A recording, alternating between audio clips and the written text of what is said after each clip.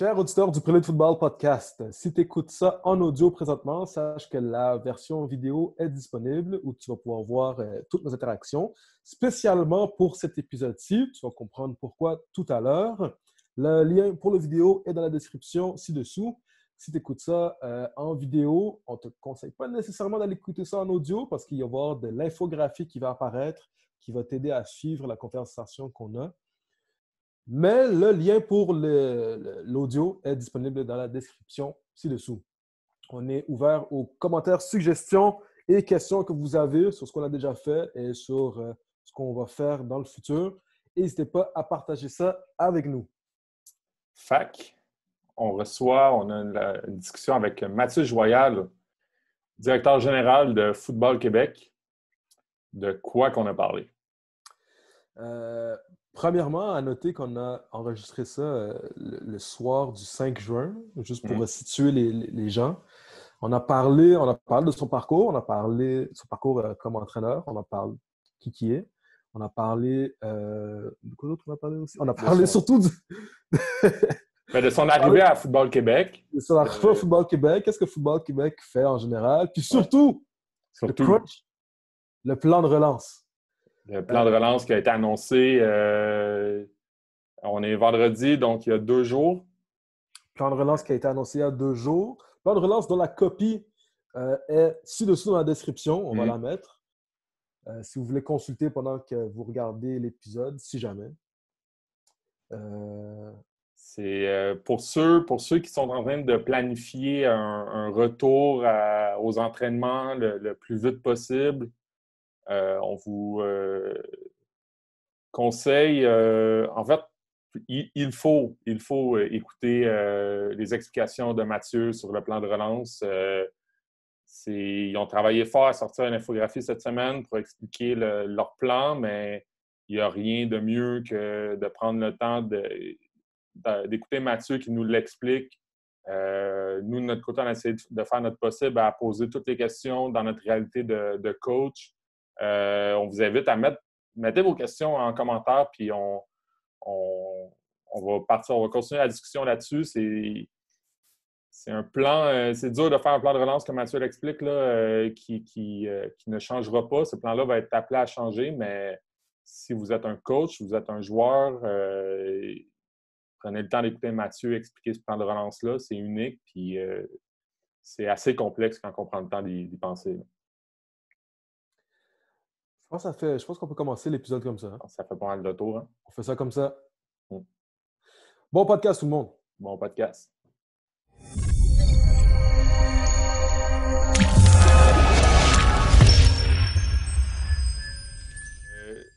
On prend tout le temps de demander comment ça va en confinement. Si tu veux, on va prendre le temps d'attendre un peu pour savoir comment ça a été en confinement de ton côté, parce que j'imagine que ça a entraîné plein d'impact, autant sur ta vie qu'à la job, à Football Québec en tant que tel. Si tu le veux, Mathieu, on va commencer. Nous, on te connaît pas, dans le sens qu'on a vu ta nomination quand tu as été annoncé comme nouveau directeur général à Football Québec. Naturellement, on se dit que tu viens du foot, tu as de l'expérience dans le foot. On s'est parlé avant, tu as coaché de longues années. Un peu, ça ressemble à quoi ton parcours au foot? Comment tu as commencé à coacher au foot? Bien, pour le coaching, ça a commencé En fait, ça a commencé avec le flag football. Moi, j'avais joué un peu au foot, puis j'étais un amant du sport. J'aimais ce sport-là, j'avais joué un peu. Je n'étais pas un joueur d'envergure, puis je fais tout le temps la blague. Là, je dis tout le temps, des fois dans la vie, tes plans fait que. Puis là, j'arrête, puis je dis, ben, finalement, je voulais jouer au foot, mais je n'étais poche. Fait que j'ai fait d'autres choses. En réalité, ce qui s'est passé, c'est qu'il y a une école secondaire dans le coin de la Nodière où j'habite. Besoin d'un entraîneur au secondaire. Puis à ce moment-là, j'ai 17 ans. Puis vu que je fais pas mal de foot, puis que je suis ça, puis que j'aime ça, bien, le professeur d'éducation physique dans cette école secondaire-là me dit, tu coacherais-tu l'équipe de flag? Tu sais, moi, je vais être là au match pour pas qu'il arrive à rien, mais j'ai pas vraiment le temps de m'occuper de l'équipe. Je me ramasse en charge de cette équipe-là, puis je me mets à tomber en amour avec le coaching. Là, il faut aussi que je dise que j'avais déjà été assistant coach au hockey à 14-15 ans dans des équipes de petit niveau. ils prônaient ça dans notre organisation. Puis j'avais fait ça avec un de mes chums de mon âge, puis on était avec un monsieur d'un certain âge que ces gars ne jouaient plus. Mais ça a été super enrichissant. Puis je voyais ce monsieur-là agir, puis c'était inspirant. Il faut aussi revenir au fait que quand moi je jouais au foot, quand moi j'allais à l'école secondaire, à un moment donné, j'ai rencontré un monsieur qui s'appelle Gilles Doucette au séminaire Saint-Joseph à Trois-Rivières avec le Vert et Or. C'était mon enseignant en éducation physique, puis j'aimais beaucoup l'approche du bonhomme en question. Ceci étant, de fil en aiguille, je commence à coacher au flag, puis à un moment donné, je retourne à Trois-Rivières pour les études universitaires, puis je lâche un coup de fil à Gilles Doucette. Puis je dis, écoute Gilles, je suis dans le coin, j'aimerais peut-être ça m'impliquer au foot. Lui, il cherchait des coachs, puis il dit, ben regarde, il dit, viens.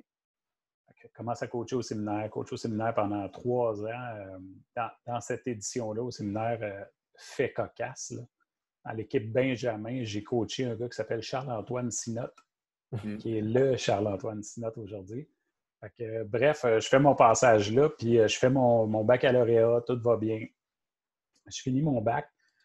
De fil en aiguille, j'ai un ami que son père me met en contact avec une association à Laval qui n'existe plus maintenant, qui était les Cowboys de Laval Centre-Sud au niveau associatif, qui sont devenus les Dragons de Laval. Fait que je m'en vais là. Moi, je suis bien déterminé à être coordonnateur défensif. C'était ça que je faisais à Trois-Rivières, puis j'aimais ça. Je me ramasse là, puis j'apprends qu'il n'y a pas de coach en chef. Fait que, un peu gêné, début du bac, formé en éducation physique, puis je me dis, j'ai définitivement pas ce qu'il faut pour être en chef d'un bantam. Mais finalement, il n'y a pas de coach en chef. Fait qu'à un moment donné, l'association dit, tu vas être le coach en chef, on va te payer tes cours. Puis, fait que, suis les cours, tombe coach en chef, un peu incertain. J'aime ça, fait que je fais ça 3 ans, finalement, trouve des bons assistants, un bon noyau de joueurs, on remet ça ses rails, puis je dis on remet ça ses rails, puis c'est vraiment on, là, j'ai pas fait ça seul. Après ça, dans la discussion avec l'organisation des Wildcats de Laurentides-Lanaudière pour aller coacher le midget, les négociations vont super vite, super bien, ils sont intéressés, puis moi, je trippe, puis je leur dis oui, puis finalement, je suis obligé de me rétracter parce qu'il y a une école secondaire dans mon coin. Puis là, il faut dire que je suis un enseignant précaire depuis 3 ans, qui me fait miroiter peut-être un poste, peut-être à l'époque. Fait qu'on est rendu en 2001. Puis on me fait miroiter ça, c'est le Collège Saint-Jean-Vianney, Rivière-des-Prairies. Fait que je me ramasse au Collège Saint-Jean-Vianney en espérant peut-être devenir enseignant en éducation physique là-bas, puis finalement, ça ne se passe pas. Mais j'ai accepté de coacher là-bas, puis j'ai décliné les Wildcats. Fait que je suis là, je fais juste de la défensive la première année, ça va bien. Mon plan est établi, puis c'est une école qui avait vraiment besoin d'amour au niveau football. Fait que je commence à rentrer des systèmes de jeu. Eux autres, il n'y avait pas ça là, avant. Là. C'était des jeux straight. Là, il y avait 4-5 jeux défensifs, puis c'était ça le jeu. Puis, c'était une autre époque. Fait que moi, je rentre un système. Les gars, au début, ils ne sont pas sûrs, mais c'est des gars brillants, fait que ça va bien. Puis en tout cas, bref, de fil en aiguille, le coach en chef à l'époque vient me voir et il me dit, écoute, t'es bien plus structuré que moi, tu arrives avec des plans de pratique, tu t'en vas.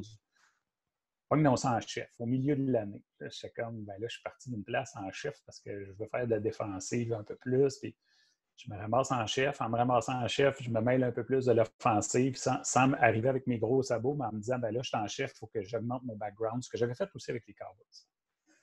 Je fais mes années là-bas, ça va bien, l'équipe, on va bien, l'équipe de coach est bonne.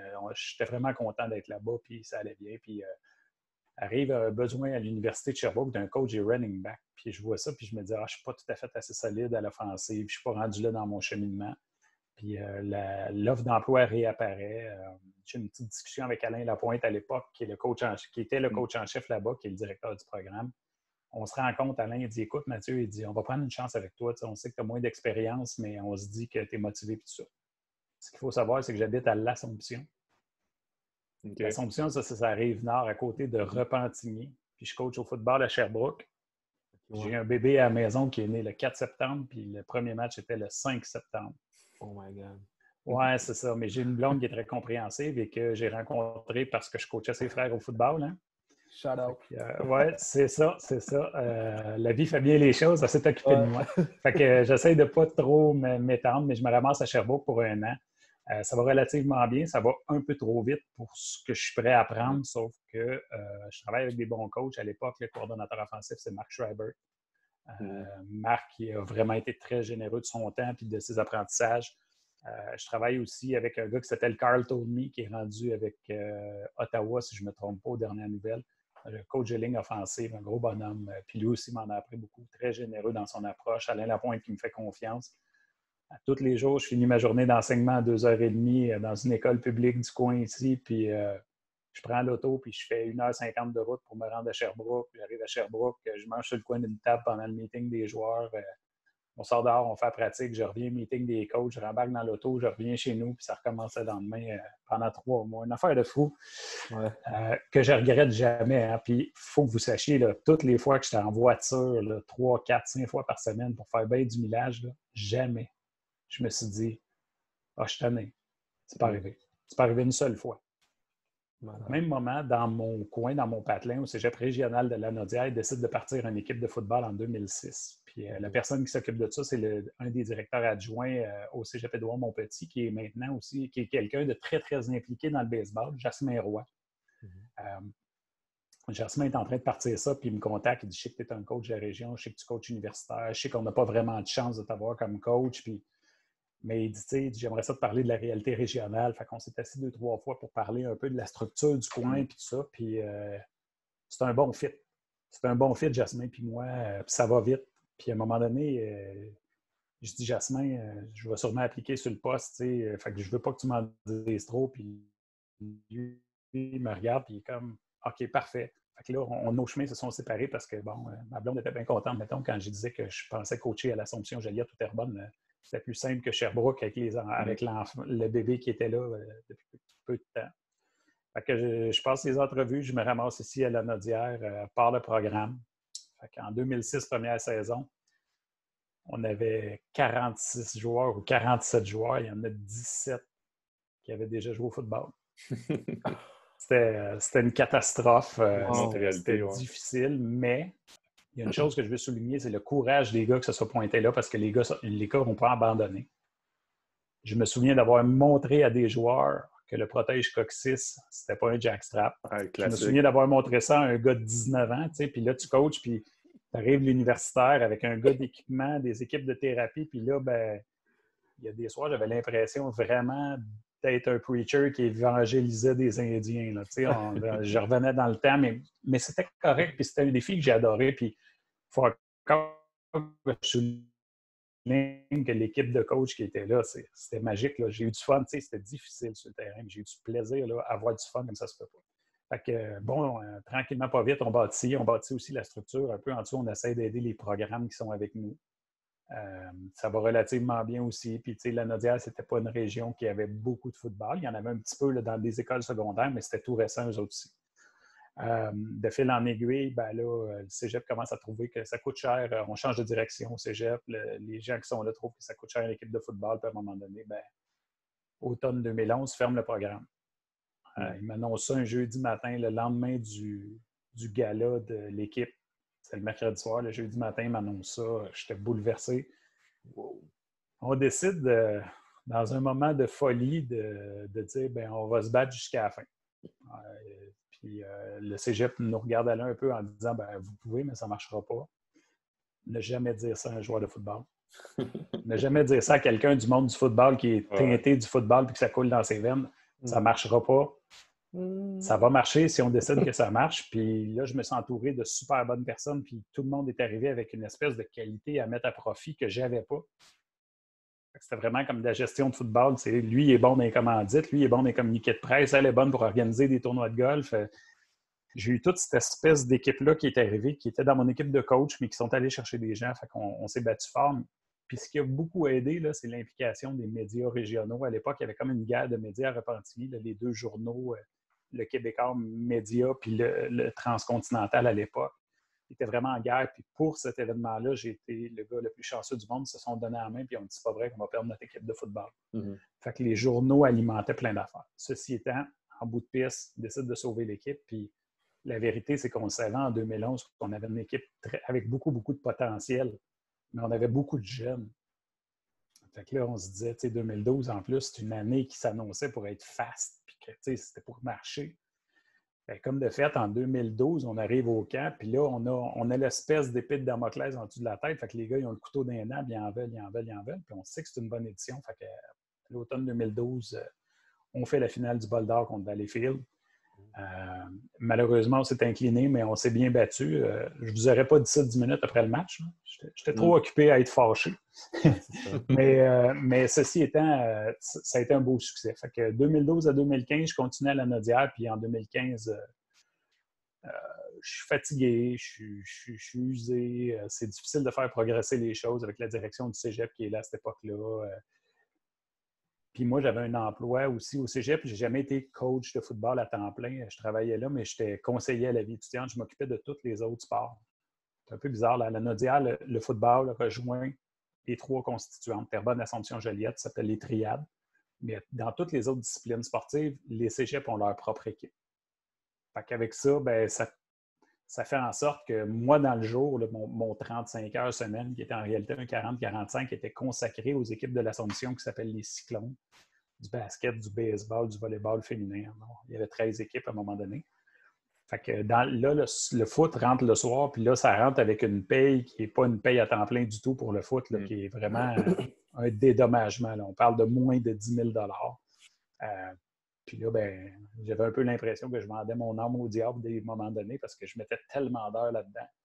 Fait que je suis arrivé fatigué, j'ai arrêté de coacher. J'ai décidé d'annoncer ma retraite. Puis là, ben, il y a eu un petit bout qui a été très difficile au niveau personnel, santé mentale. Quand tu as fait quelque chose pendant une vingtaine d'années puis que tu le laisses tomber d'un coup sec, je voulais tellement avoir du temps, qu'à un moment donné, je suis arrivé là puis j'avais du temps, mais je n'avais jamais appris quoi faire avec ce temps-là. Ouais. Fait que j'étais un peu désemparé. Puis autant que quand on joue, on rêve de devenir un joueur professionnel, autant que quand on coach, on rêve de graver les échelons. Puis je voyais que c'était bien difficile dans ma situation pour plein de raisons. Encore une fois, je n'étais peut-être pas aussi bon que je pensais, je ne sais pas. Mais c'est ça. Fait que je décide d'arrêter. Puis là, ben, j'ai 3 garçons et une fille, j'ai 4 enfants. Puis le plus vieux de mes garçons joue au foot, aime bien ça. L'année passée, on arrive, puis les Rhinos, l'association civile dans le coin ici, il manque un coach.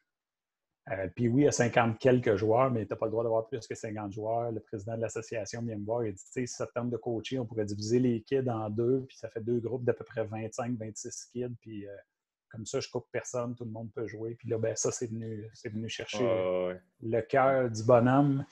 Fait que là, j'ai fait « OK, je vais remettre les spikes puis je vais être là ». Fait que une saison difficile à 3 coachs. Une femme coach qui est de la mère d'un joueur qui nous offre de l'aide parce qu'on est juste 2. Un ancien joueur qui vient m'aider dans toute sa grande générosité, qui n'a pas d'enfant dans l'équipe. Là, je lance un appel à tous, puis il lève la main puis il dit « Hey, tu coach, il dit, on a eu tellement de fun ensemble, je veux travailler avec toi ». Fait que ça, c'était très surprenant. Tu sais, un gars dans le début de la trentaine, pas d'enfant, qui a un travail très prenant, qui vient donner du temps aux jeunes sur le terrain, qui a toujours le sourire aux lèvres, qui ne manque pas de pratique, jamais en retard. Tu sais, c'était gros.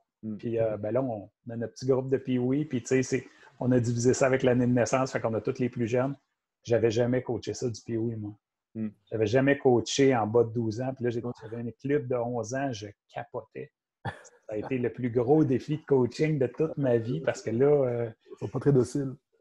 Oui, puis là, il faut que tu adaptes ton langage. Puis là, le niveau, là, tu sais, je sais pas, OK, mets-toi en 3 points d'appui.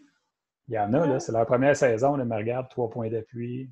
OK, tu sais pas c'est quoi un 3 points d'appui? Non, OK. Puis là, je regarde, puis il y avait beaucoup de gars, d'anciens joueurs, qui étaient venus nous aider l'été parce qu'il y en a qui jouaient universitaire. Puis ça, ils étaient venus faire un tour.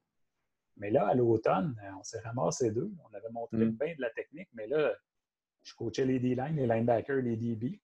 À l'offense, il y était 2. Il y avait Natacha qui coachait surtout le backfield, puis Félix qui coachait les receveurs, puis la O-line, puis là, on s'échangeait tout ça. En tout cas, c'était une dynamique particulière. Fait que ça a été ça mon retour. Là, finalement, je finis la saison, puis je dis « Ouais, les petits, je ne sais pas, ça a été dur, je pense pas que je vais revenir. » Puis mon fils s'en va au secondaire, puis il va aller dans son école secondaire, il va jouer là, il y a du foot.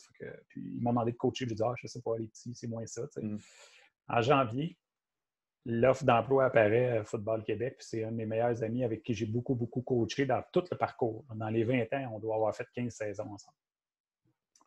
Il m'a envoyé ça dans Messenger, il dit « Hey, il me semble que je lis la description, puis c'est pour toi ça. » Puis là, je vois ça apparaître, puis je fais « Directeur général. » Je lis la description de tâche, puis pour vrai, ça ressemblait vraiment à ce que je faisais comme responsable des sports. Sauf que là, c'est juste du football. Je ne gère pas 13 équipes. Je gère une fédération qui s'occupe du sport avec lequel je suis en amour depuis tout ce temps-là. Je dis, je vais C'est mettre mon nom dans le naturel. chapeau. Tu sais, Ouais, je vais ouais. mettre mon nom dans le chapeau, puis ce sera une super belle expérience. Puis je vais passer une entrevue. Puis tu sais, un jour, si je vais être directeur au cégep puis que je passe une entrevue, j'aurais passé une entrevue dans un style directeur. Hey, j'étais content. Fait que j'applique, j'arrive à l'entrevue, je considère que ça se passe bien. Je sors de là, j'ai définitivement pas la certitude de l'avoir, mais j'ai l'impression d'avoir bien fait. Puis je m'en reviens chez nous dans le camion, puis je me dis, hey, ça c'était bon, hey, ça c'est cool. Finalement, je reçois un téléphone quelques jours plus tard, quand ils ont fini la série d'entrevues, on discute un peu, on jase, ils me demandent c'est quoi mes attentes. Puis ils m'annoncent que finalement, j'ai le poste. Et là, ça a été vraiment une espèce de mixed emotion parce que là, je suis super content dans un sens, puis de l'autre côté, ben, j'ai une belle sécurité d'emploi, puis j'ai un travail, tu sais, je travaillais à 1 kilomètre de chez nous après avoir voyagé à Sherbrooke pendant un an, pendant quelques mois, disons. Fait que ça a été tout ça, mais j'ai décidé de tenter l'aventure, puis c'est vraiment pas une question de salaire. Là. Je gagne le même prix, puis je me suis rajouté du voyagement si un jour je vais au stade, mais je le fais pour la passion, je le fais pour l'amour du jeu, puis notre fédération. Puis je suis bien, bien content d'être là. Vraiment, là. Fait que c'est le cheminement. Qui t'amène là. Ouais. Mais mettons, avant d'arriver à Football Québec, là, dans tout ton parcours de coaching, tu sais, qu'est-ce que je trouve le fun avec des personnes qui ont ton parcours? Tu sais, tu as passé au secondaire scolaire, tu es allé au civil, tu es allé à l'université, tu es retourné au secondaire scolaire dans une autre école, tu es allé à l'université, cégep, retourne au civil avec les plus petits, tu as passé partout. Est-ce que, dans ce temps-là, de ton œil de coach, tu remarquais peut-être des différences entre le scolaire, le civil ou des trucs que tu disais, hey, moi, là, si je travaillais à Football Québec, il me semble que je ferais ça différemment. Ou est-ce que déjà, à ce moment-là, tu te posais des questions comme un peu, j'allais dire, gérant d'estrade, là, mais tu sais, hey, moi, je suis là-dedans, puis il me semble que je ferais ça différemment. Je vais te répondre de la façon suivante. Là. Ça fait longtemps, très longtemps que je réfléchis ça. Nous, là, le sport qu'on a choisi, là, c'est un sport d'affrontement, puis de collision, puis d'opposition, puis name it. Okay? C'est toujours toi contre quelqu'un, c'est toujours tu as le ballon contre quelqu'un, tu pourchasses quelqu'un qui a le ballon. Il y a vraiment beaucoup d'affrontements. Okay? Dans notre sport, il y a beaucoup, beaucoup, beaucoup de gérants d'estrade. Il y a des gérants d'estrade qui connaissent vraiment ça. Puis moi, je suis allé voir des matchs, tu sais, j'ai eu la chance d'aller voir des matchs avec des coachs très, très expérimentés. Là. Il y en a qui critiquent à côté toute la game. Il y en a qui disent rien. OK? On a des gérants d'estrade, puis dans notre sport, il y a beaucoup de coachs, il y a beaucoup d'opposition, puis les gens sont habitués de donner leur opinion. Et pour eux, souvent, pas toujours, leur opinion, là, c'est aussi la vérité. Il faut que j'avoue que moi aussi, j'ai eu des moments comme ça, mais je sais que je ne suis pas le pire parce qu'il y a des coachs qui ont coaché avec moi quand j'étais coach en chef qui me disaient « Ah, ben là, tu te fâches pas assez, t'es pas assez, tu prends pas ça à cœur. » Puis je disais tout le temps, je me remets tout le temps en question.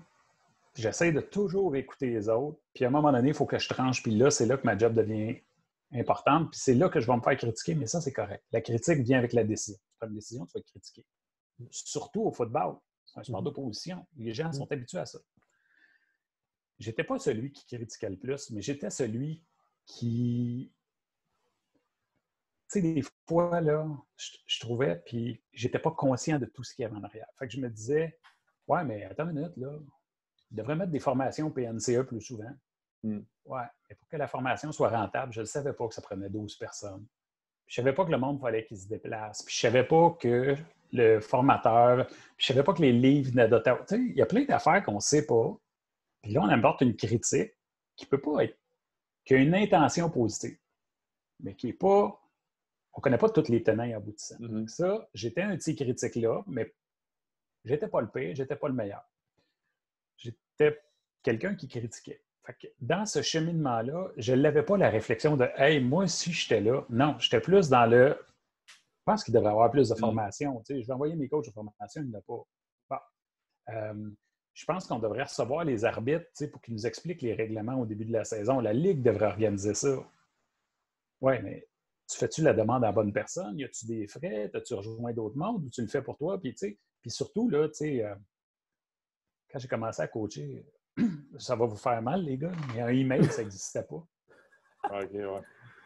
Il y a ça aussi, là, c'est que là, on est sur Zoom. Là, peut-être que s'il n'y avait pas eu la pandémie, on ne serait pas sur Zoom. Là, on se serait rencontrés ou on l'aurait fait autrement. Fait qu'il y a tout ça aussi. Fait que, au niveau du cheminement et de la critique, j'étais un peu là. Fait que je m'en attendais de la critique.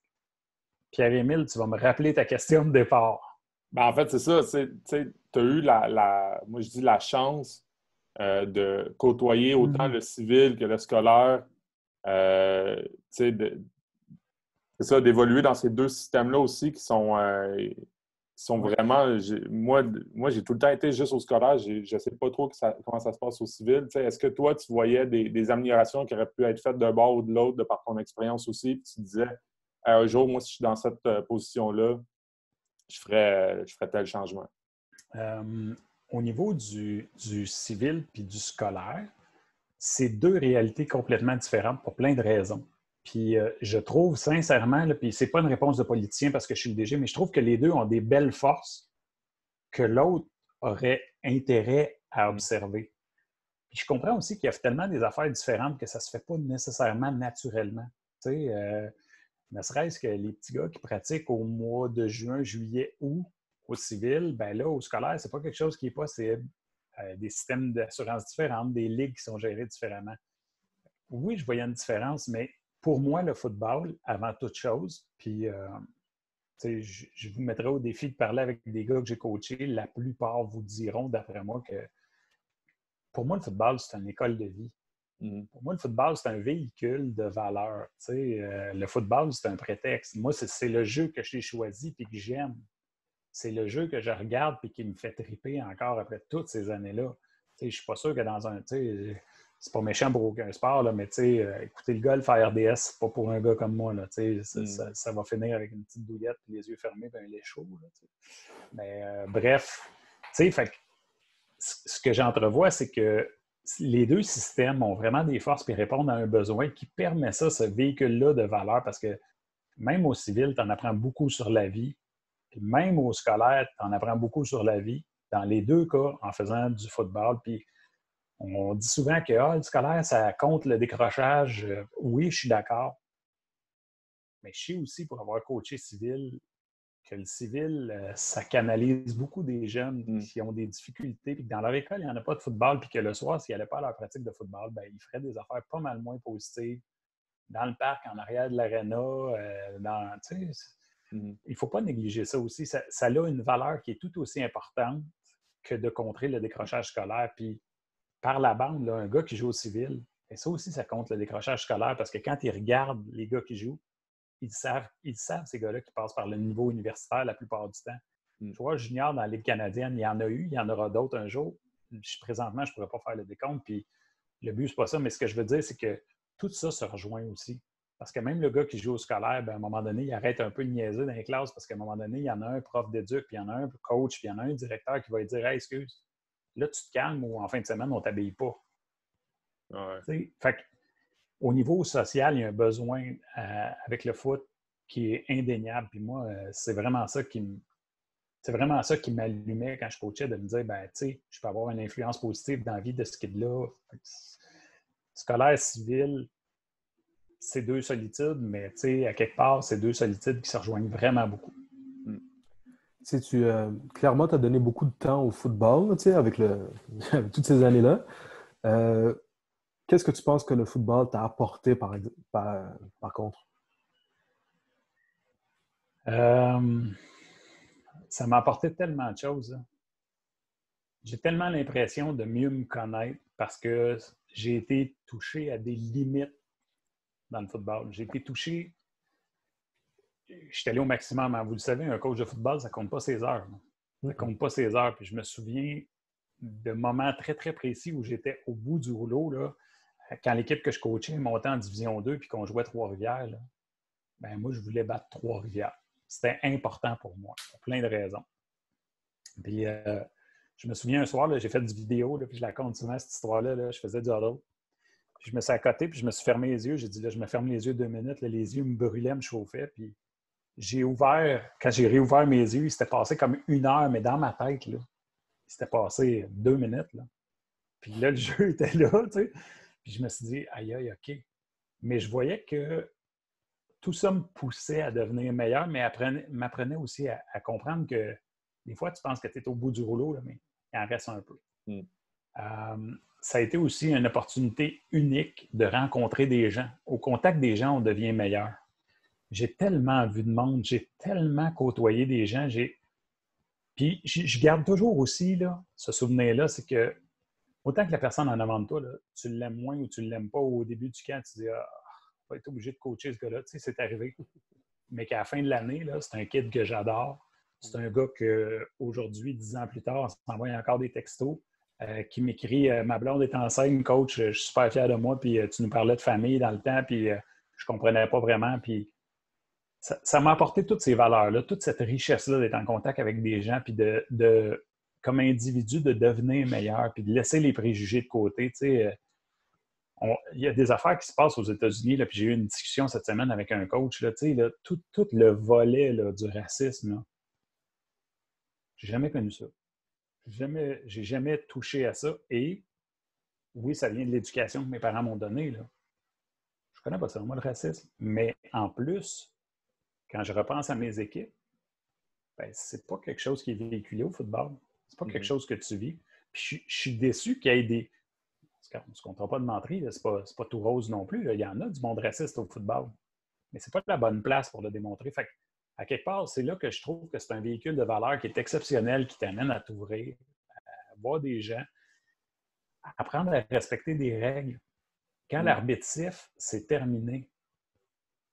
Tu sais, souvent, on dit que des sports comme la boxe, le football, ça aide à canaliser les jeunes qui sont plus durs. Moi, je sais pertinemment que ce qu'ils apprennent dans ces sports-là, c'est pas de ne pas faire quelque chose, c'est qu'il y a un temps pour le faire. Il y a une condition pour le faire.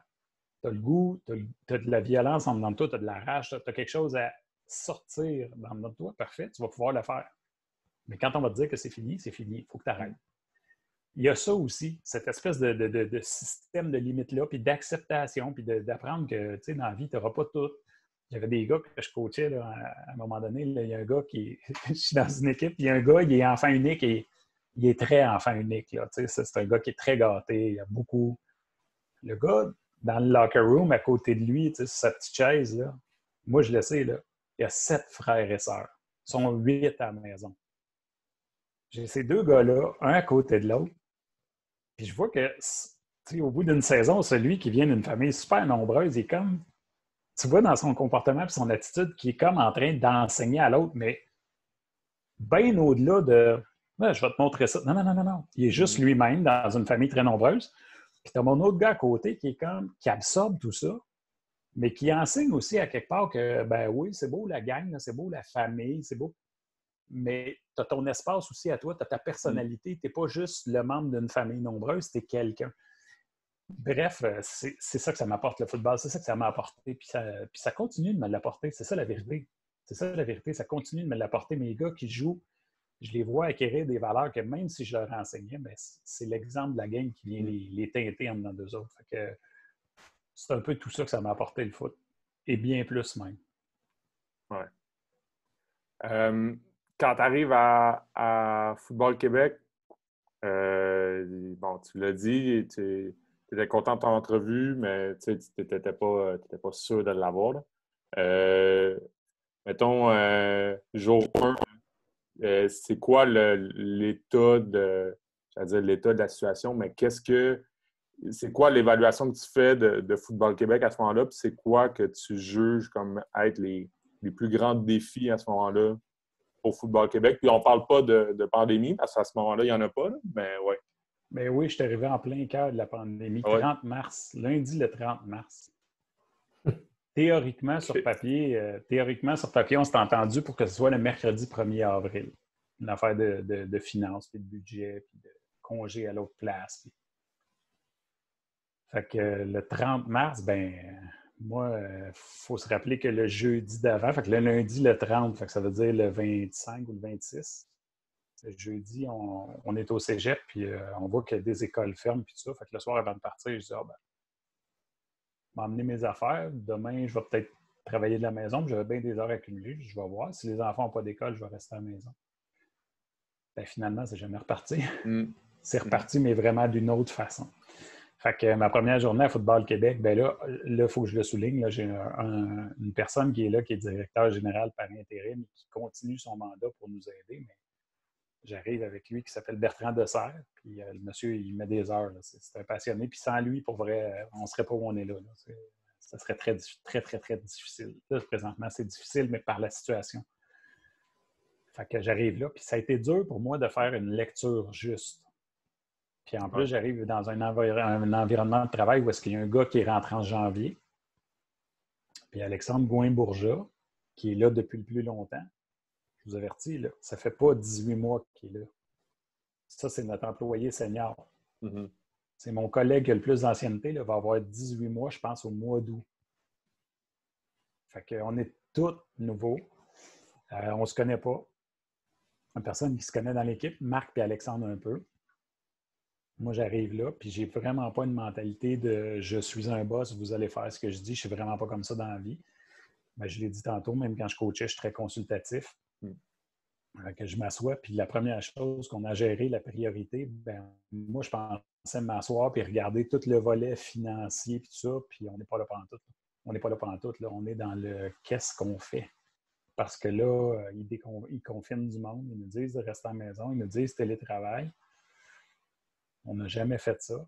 Je n'ai pas de matériel de la fédération, je n'ai pas d'ordinateur de la fédération. Puis bon, tout ce qui est disque dur, c'est relié au stade, mais moi, je n'ai pas d'ordinateur de la fédération. Fait que j'ai pas, mes pare-feux ne permettent pas d'aller là. Eux autres, leurs pare-feux ne m'acceptent pas. Il faut que je sois là physiquement.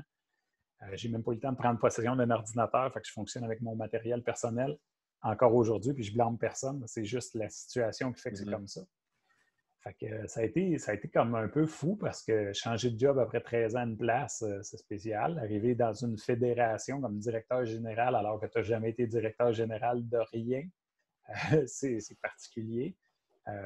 Mais tout ça pour dire en bout de piste qu'il faut que je remercie les collègues parce qu'eux autres font une super job. Puis je leur ai dit à un moment donné, je dis là les gars, je dis c'est vous qui me dites quel chemin prendre pour un bon bout de temps parce que je suis tout nouveau. Ils le font très bien, puis on travaille bien en équipe. Puis jamais j'ai senti j'impose pas ça, mais eux, ils sont très ouverts, puis on communique bien. Puis, tu sais, je pense qu'on fait une bonne équipe de travail. Les défis actuels, ben là, présentement, il y a la pandémie. S'il n'y avait pas la pandémie, ce serait vraiment une affaire de gestion de fédération. Là, tu sais, il y a un système d'assurance, il y a un système aussi informatique qu'on utilise qui va devoir... on est en train de négocier un protocole avec les arbitres, un protocole d'entente provinciale à la demande du gouvernement. Je n'ai jamais négocié de conditions de travail. Puis là, ben, on ne veut pas devenir l'employeur des arbitres parce qu'ils ont déjà leur association qui tourne très bien, leur méthode. Ça, c'est des défis, là, gérer une entente de travail. Puis ça aurait été d'amener Team Québec à bon port avec les camps qui avaient été faits. Cette année, ils ont décidé de faire Team Québec avec le flag là, vraiment d'une façon beaucoup plus structurée. Puis c'est super intéressant, ça va être beau. Puis moi, ben, le flag, ça me rejoint. J'ai coaché au flag. J'ai coaché plusieurs années. C'était ma gymnastique mentale du printemps. Je disais ça dans le temps. J'aimais beaucoup ça. Fait que les défis, c'est là. Les premiers défis, c'était de mettre des choses en place. Puis tu sais, la fédération, même si on juge qu'elle a eu bien de la misère bien longtemps, elle a été tenue à bout de bras par quelqu'un qui avait des qualités, des défauts, mais qui a fait un sacré bon boulot parce que tu ne peux pas rester 27 ans à quelque part et pas être bon. Fait que M. Méfé, ben, des fois, on entend des choses positives, des fois moins, mais moi, en tout cas, j'ai beaucoup d'admiration quand même. Puis je regarde le travail qu'il a accompli, puis je me dis, ben, c'est remarquable. Je reste là. Mais pour ce qui est des défis, il y en a. Il y en a. Il n'en manque pas. Surtout dans le contexte. Là. Oui, c'est ça, mais on avait parlé aussi, nous autres, de formation en ligne, puis Alexandre Gouin-Bourgeat a mis ça sur pied, puis ça a roulé, là, ça a vraiment été cool. Mais ça a roulé aussi parce que les coachs à qui on a demandé d'être là, ils ont levé la main de suite, ils ont été super disponibles, ça a créé une espèce d'engouement, autant chez les coachs qui voulaient suivre les formations que chez ceux qui les donnaient. Fait que ça a été super bon pour le foot, puis c'est quelque chose qu'on va reproduire à chaque année maintenant. Là. On va trouver une façon de l'inclure dans la programmation parce que ça a été magique, puis ça a été un bon point de départ, tu sais, puis Ça paraît bien pour moi, là, mais la vérité, c'est que j'ai très peu à voir là-dedans, à part avoir été un facilitateur pour certaines petites affaires, là, mais vraiment, chapeau à Alex. Puis à Marc aussi, parce que Marc fait tout le volet de compresser le vidéo puis de le remettre en ligne après. C'est des choses que moi, je ne serais pas capable de faire. Toujours un travail d'équipe, mais vraiment, chapeau au gars du bureau. Ce serait quoi, mettons, si on parle d'avenir, là, dans le sens, là, c'est tough, là, parce qu'il y a toute la gestion de la crise, là. On va en parler après, là, mais comment tu vois Football Québec évoluer? Peut-être tu en as parlé dans ton entrevue, là, mais quand tu es arrivé à Football Québec, mais est-ce que tu as comme une vision, si on peut dire, pour Football Québec dans les années à venir? J'ai une vision, ça c'est sûr. Par contre, je suis vraiment un gars d'équipe. Puis ça va être important d'impliquer tout le monde dans ce processus-là. Parce que je peux bien avoir la meilleure vision au monde, mais si je suis le seul à aller dans une direction et que je suis le seul à y croire à la fin de l'histoire, ça ne fait pas avancer beaucoup de projets. Fait que je pense qu'on est au stade où est-ce que, en plus, on fonctionne toujours avec un CA. Hein. C'est pas comme une entreprise. Quelqu'un qui est entrepreneur et qui a 1 ou 2 employés, ben, il va dicter où il s'en va. Nous, ça ne fonctionne pas comme ça. Puis on a des milliers de membres. Fait qu'on ne peut pas aller dans une direction. Puis comme je disais tantôt, on est toujours critiqué, on est toujours sous la loupe. Puis on est toujours sujet à devoir répondre. Puis Fait que la vision, c'est d'amener un produit en santé sur le terrain. La vision, c'est pas nécessairement de faire grossir la Fédé à pu finir. C'est pas ça qui est important. Ce qui est important, là, présentement, la priorité qu'on s'est donnée et qui n'est pas, une vision imposée à personne, là, mais les 3 collègues, là, on s'est dit, OK, on vit une crise. C'est quoi la priorité, là? Pour dire, là, à la fin de l'histoire, là, se donner une tape dans le dos et dire « Hey, ça a bien été ». Premièrement, on travaille beaucoup ensemble, on se consulte beaucoup, on se parle tous les jours, on fait des différents plans. Ça, c'est une chose. Dans ma vision, puis dans la vision qu'eux aussi ont, fait que je ne peux pas dire que c'est ma vision plus que c'est notre vision, on axe beaucoup sur service client. Nous, on se dit, quelqu'un nous écrit, on y répond. Je ne parle pas d'attaque, puis je ne parle pas de critique, c'est pas ça qu'on fait, là, mais quelqu'un nous demande une information, il faut être en mesure de répondre la bonne chose, puis rapidement. Il faut aussi être en mesure d'avoir l'humilité, si on n'a pas la réponse, de dire, pareil comme un bon coach, à mon avis, je n'ai pas la réponse, mais je vais la trouver, puis je vais te la donner quand je vais l'avoir. C'est ça qu'on fait. Il y a un dossier, il y a un coach qui m'a demandé de quoi, là, ça m'a pris presque 2 mois à avoir l'information, mais je n'arrêtais pas, puis je prenais le temps d'y écrire, et de dire, hey, je ne t'ai pas oublié, là. C'est pas parce que là, tu n'as pas la réponse que tu ne l'auras pas. Tu vas l'avoir. Donne-moi du temps, donne-moi du temps. Je pense que j'ai demandé 1 ou 2 fois. Il a dit « Ah non, pas de problème, pas de problème. » J'ai envoyé cette semaine. J'étais content. Mais tu sais, plutôt que de faire « Ah, ben je la trouve pas, c'est difficile, mais ça à la glace. » Ben non, tu sais, je prenais une petite pause de 5 minutes. Je disais « Hey, je vais relancer pour telle affaire. » Service client présentement, beaucoup, beaucoup. Une chose qu'on aimerait, puis on est assez unanime là-dessus, les 3 gars de Football Québec, présentement, c'est on veut être présent. On veut aller en voir des matchs. On veut aller sur le terrain. On veut se déplacer. C'est pas toujours simple. C'est pas toujours évident. Il y a du football au Lac-Saint-Jean. Pour nous, qui est plus proche de Montréal, ben, c'est un transport. Mais pour eux, venir dans des formations, à l'époque, ça l'était aussi. On ne veut pas se limiter à ça. Fait que je dirais, dans un terme entrepreneurial, là, qu'on est beaucoup dans le service client. Là. C'est un peu un mot à la mode aussi. Là. Mais on veut fouler les terrains, on veut voir c'est quoi la réalité. On veut pas être étiqueté comme des gens qui font du 9 à 5. C'est pas ça, Football Québec. Ça, à mon avis, ça n'a jamais été ça. Mais présentement, vu que je suis là, je peux vous confirmer que c'est pas ça. Juste avant de rentrer avec vous autres pour l'enregistrement, j'ai raccroché, puis j'ai réouvert votre lien Zoom, j'ai raccroché un lien Zoom parce qu'on est en travail pour les documents qui sont demandés par les membres puis le gouvernement. Aussi, une autre question que là, c'est plus moi, là, de par expérience, encore là, en relation avec le niveau scolaire. Là. J'ai jamais compris, puis je te pose la question, puis je suis sûr qu'il y en a d'autres qui ont la même question. C'est quoi le lien entre, mettons, la chaîne de production là, entre le RSEQ, Football Québec, qui s'occupe de quoi, qui fait quoi dans toutes ces entités-là? Ouais, il y a une espèce de... Il y a une espèce Ça s'est développé avec le temps, hein, toutes ces relations-là. Fait que c'est bien entremêlé, bien entrecroisé. Mais ce qu'il faut voir, c'est que j'essaie de vulgariser. Là. Ça ne sera pas tout à fait précis. Là, puis c'est sûr qu'il y a du monde qui vont pouvoir vous appeler ou m'appeler en me disant « Ben non, tu n'as rien compris, c'est pas de même, ça marche. » Ça pourrait arriver.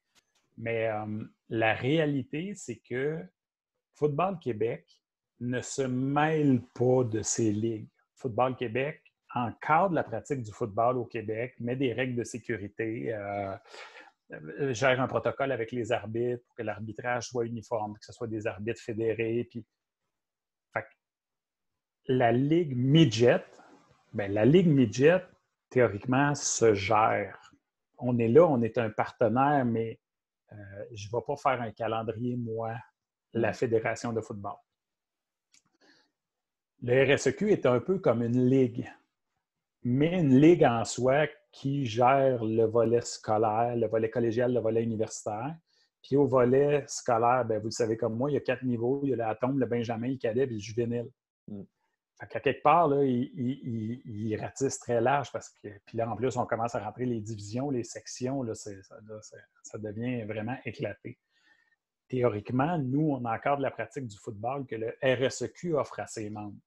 Fait que, mais dans le temps, il y a des dossiers, tu sais, je me rappelle à un moment donné, il y avait un dossier de joueurs, là, puis là, les gens disaient « Ah, le Football Québec ne suspend pas le joueur parce que... » Puis Football Québec disait « Oui, mais on n'a pas reçu de plainte à traiter. Puis ça devrait être traité par sa ligue. » Puis le RSEQ disait « Là, les autres équipes non plus ne se sont pas plaintes. » Fait que là, tout le monde avait l'air de se renvoyer la balle alors que, hiérarchiquement, ça devrait être apporté à la Ligue et la Ligue devrait l'apporter à Football Québec s'il y a lieu.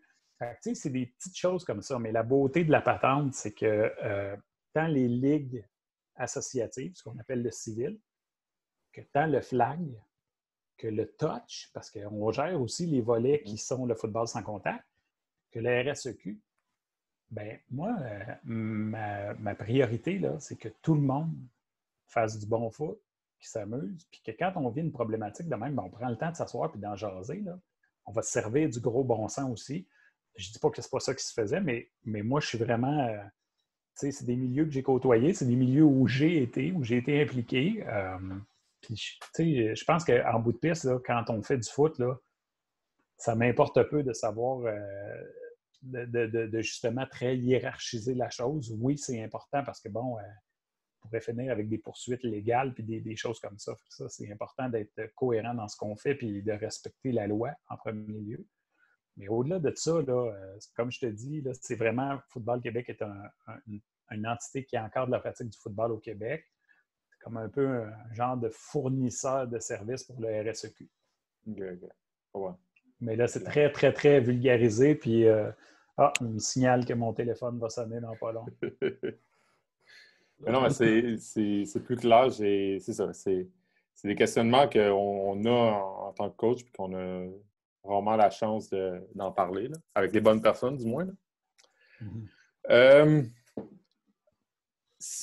En plus, je t'interromps parce que ma vision n'est peut-être pas juste. Il faut savoir que ça fait 2 mois que je travaille à Football Québec. Ouais.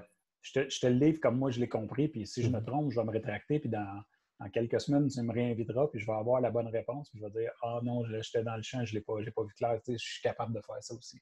Ouais, c'est parfait, ça. Si tu le veux, on va passer peut-être le morceau, le bout que tout le monde se pose plein de questions en ce moment. Là. Le fameux plan de relance qui a été annoncé. Là, en ce moment, on est le 5 juin. Il a été annoncé il y a 2 jours, je pense. Oui. Tout le monde l'a regardé. Je suis sûr que vous avez eu plein de commentaires positifs, négatifs.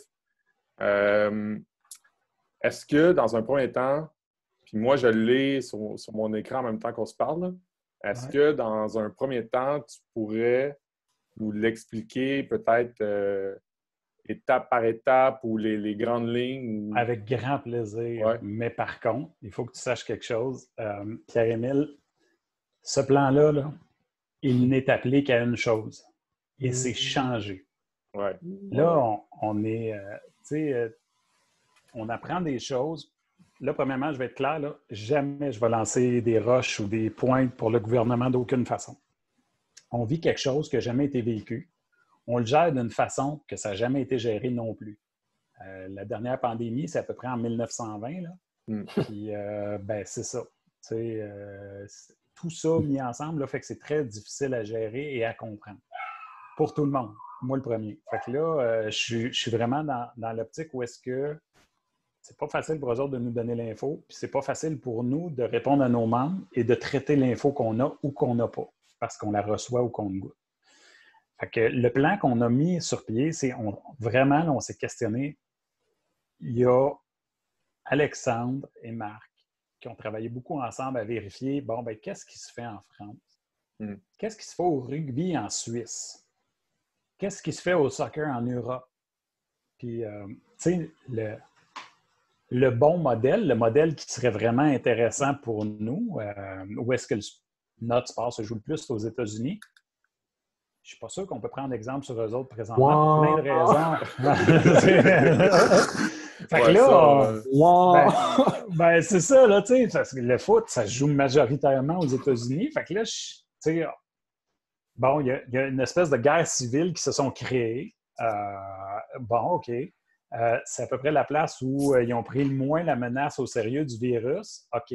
Puis là, l'exemple que je peux prendre, c'est surtout ne faites pas ça.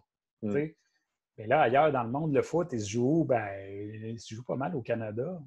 Pas mal au Canada, un peu ailleurs. Là, je ne néglige pas ce que les autres font, sauf que là, on regarde tout ça, puis la pandémie est bien plus sévère en Europe. Elle a sévi avant, en fait, chronologiquement.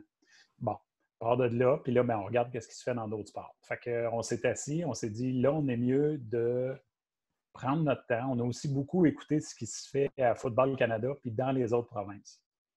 Mais vous voyez, encore là, en Alberta, eux autres, là, ils étaient vraiment, vraiment très optimistes. Puis nous, on va faire du football, puis ça ne sera pas long, puis ça va se déconfiner. En Saskatchewan aussi. Puis il y a une des provinces du Canada qui est le plus strict, c'est le Manitoba, qui est entre les deux. Puis là nous, on joue, ouais, mais nous, notre gouvernement ne veut pas. Fait que là, tu sais, tout ça là, est comme vraiment de juridiction provinciale, fait qu'on nage un peu dans le néant. Fait qu'on s'est assis avec tout ce qu'on a trouvé. Puis c'est majoritairement Alexandre et Marc qui ont fait le travail. Alexandre, une grosse partie du travail. Puis il s'est assis, puis il a comme colligé tout ça. Puis là, il a dit, ça revient toujours, ça revient toujours, ça revient toujours, ça revient toujours. Fait qu'on a produit un plan à partir de qu'est-ce qu'on avait. Ça va me faire plaisir de vous l'expliquer au mieux de ma connaissance, mais je veux que tout le monde qui va entendre ça, tout le monde qui va écouter ça, puis même vous gardiez en tête qu'on a mis des lignes directrices qui vont changer. Ça, c'est sûr. Fait que si tu veux le mettre à l'écran, ça va me faire vraiment plaisir. Je peux le partager, mais si tu veux, au montage, je ne sais pas si toi, tu l'as pas loin, mais au montage, moi, ce que je vais faire, c'est que je vais mettre l'étape dans le coin, l'étape où on est en train de parler. OK. Écoute, oui, effectivement, tu comprendras que je ne l'ai pas loin. Puis on l'a encore travaillé aujourd'hui, fait que, tu sais, juste pour te dire à quel point je te dis que ce ne sera probablement pas une version finale. On est rendu, là, présentement, à l'étape 2. Et là, c'est comique parce que l'étape 1, on a appelé ça football à la maison. Ouais. On appelle ça football à la maison parce qu'il y a un programme de Football Canada qui s'appelle Football from Home ou Football at Home. Puis là, eux, ils offraient des services. Là, les jeunes pouvaient payer puis avoir le plan. Puis nous, on a décidé de plus ou moins le diffuser parce qu'il y a une question d'assurance dans tout ça. Fait qu'on a mis ça. Puis là, il y a des gens qui se disent « Hey, Football Québec, t'en ratisses large. T'es rendu que tu dis au monde qu'ils peuvent faire du football en cours, mais c'était pas ça pantoute qui est en arrière. » L'autre affaire que j'ai vue qui m'a fait beaucoup sourire, c'est ça a pris combien de monde pour faire ce plan-là, puis combien ça a coûté de l'heure. Je vous le dis, là, la majeure partie du plan a été créée par 1, 2 ou 3 personnes. Oui, on a mis du temps, mais on n'était pas une équipe de 27 fonctionnaires avec une lourde bureaucratie. C'est pas comme ça qu'on l'a fait. Fait que football à la maison, étape 1 étant, tu peux jouer peut-être avec ton frère, mais tu n'es même pas supposé d'aller au parc, tu n'es pas supposé de rien faire avec ça. Développe tes skills à la maison. Fait que c'était pas grand-chose, mais c'était un état de confinement. C'était comme l'étape par défaut. Là. On a parlé à beaucoup de coachs là, qui faisaient les entraînements sur Zoom. C'est l'étape qui a été mise en place un peu naturellement durant la pandémie. Là. Oui, puis même que nous, nos membres n'étaient pas assurés. Fait que si ton coach te disait sur Zoom, ben va faire ça, qu'il est arrivé quelque chose de grave, je ne sais pas jusqu'à quel point les assurances nous couvraient ou pas. D'autant plus que si je sortais un plan avec une étape de moins où est-ce que je ne mettais pas l'étape football à la maison, on avait peur qu'il y ait des gens qui comprennent que ben là, c'est parti, on est allé. C'est cette étape-là qu'il faut faire. C'est l'étape qui est là, la première en haut. Fait que là, on trouvait ça cohérent de mettre une étape disant faites ce que vous pouvez, mais respectez les directives de la santé publique. L'étape numéro 2, c'est la reprise des entraînements supervisés. C'est ce qui s'en vient. C'est un dossier assez complexe à gérer parce que là, il faut protéger nos membres. Il faut que les gens qui se rendent au parc, les jeunes qui vont faire du foot, il faut qu'ils respectent la distanciation sociale de 2 mètres. Pour nous, c'est un peu complexe parce que là, puis tu sais, je ne m'en cache pas. Là, au début, on pensait qu'ils nous diraient 10 joueurs maximum à la fois sur le terrain parce que c'est un chiffre qui revient souvent dans la littérature qu'on a colligé. Là. Fait qu'on se disait, ben là, s'ils permettent un coach pour 10 joueurs, ben c'était l'étape 2. Au départ, c'était ça. Là. C'était des entraînements en petits groupes. Là, on a fait corriger parce que c'est devenu des entraînements supervisés. Puis on a appris dans les dernières 24 heures que ben, il n'y en a pas de limite sur le terrain de nombre de joueurs, mais vous respectez la distanciation sociale en tout temps. Fait que là, ça vient changer la donne beaucoup, là. Beaucoup, là. Un entraînement de 10 avec un coach, toujours le même groupe, bien là, si on appelle ça une bulle sécuritaire d'entraînement, bien on prévoyait ça, nous, parce que c'est ça qu'on voyait ailleurs, puis c'est pas ça qui nous est arrivé. Fait que là, oups, OK, on corrige. Puis là, on entend la ministre en entrevue hier qui dit, bien, on entrevoit que dans certains sports, ça va jouer à la fin du mois de juin. Si j'avais eu des cheveux, je les aurais perdus. J'ai été vraiment surpris, puis je la blâme même pas. Là, c'est ça, puis regarde, on bouge, on va s'adapter. C'est ça notre rôle. L'étape 2, au début, c'était des entraînements en petits groupes. L'étape 3, au début, c'était la reprise des entraînements sans contact en grands groupes. Dans le fond, on est comme étape 2, étape 3 en même temps présentement pour nous. Sauf qu'on garde ça à l'étape 2 parce qu'on sait qu'il y a des choses qui vont changer. Peut-être que dans une semaine, 10 jours, 2 semaines, l'étape 3 va avoir disparu et elle n'existera plus. Ça se peut.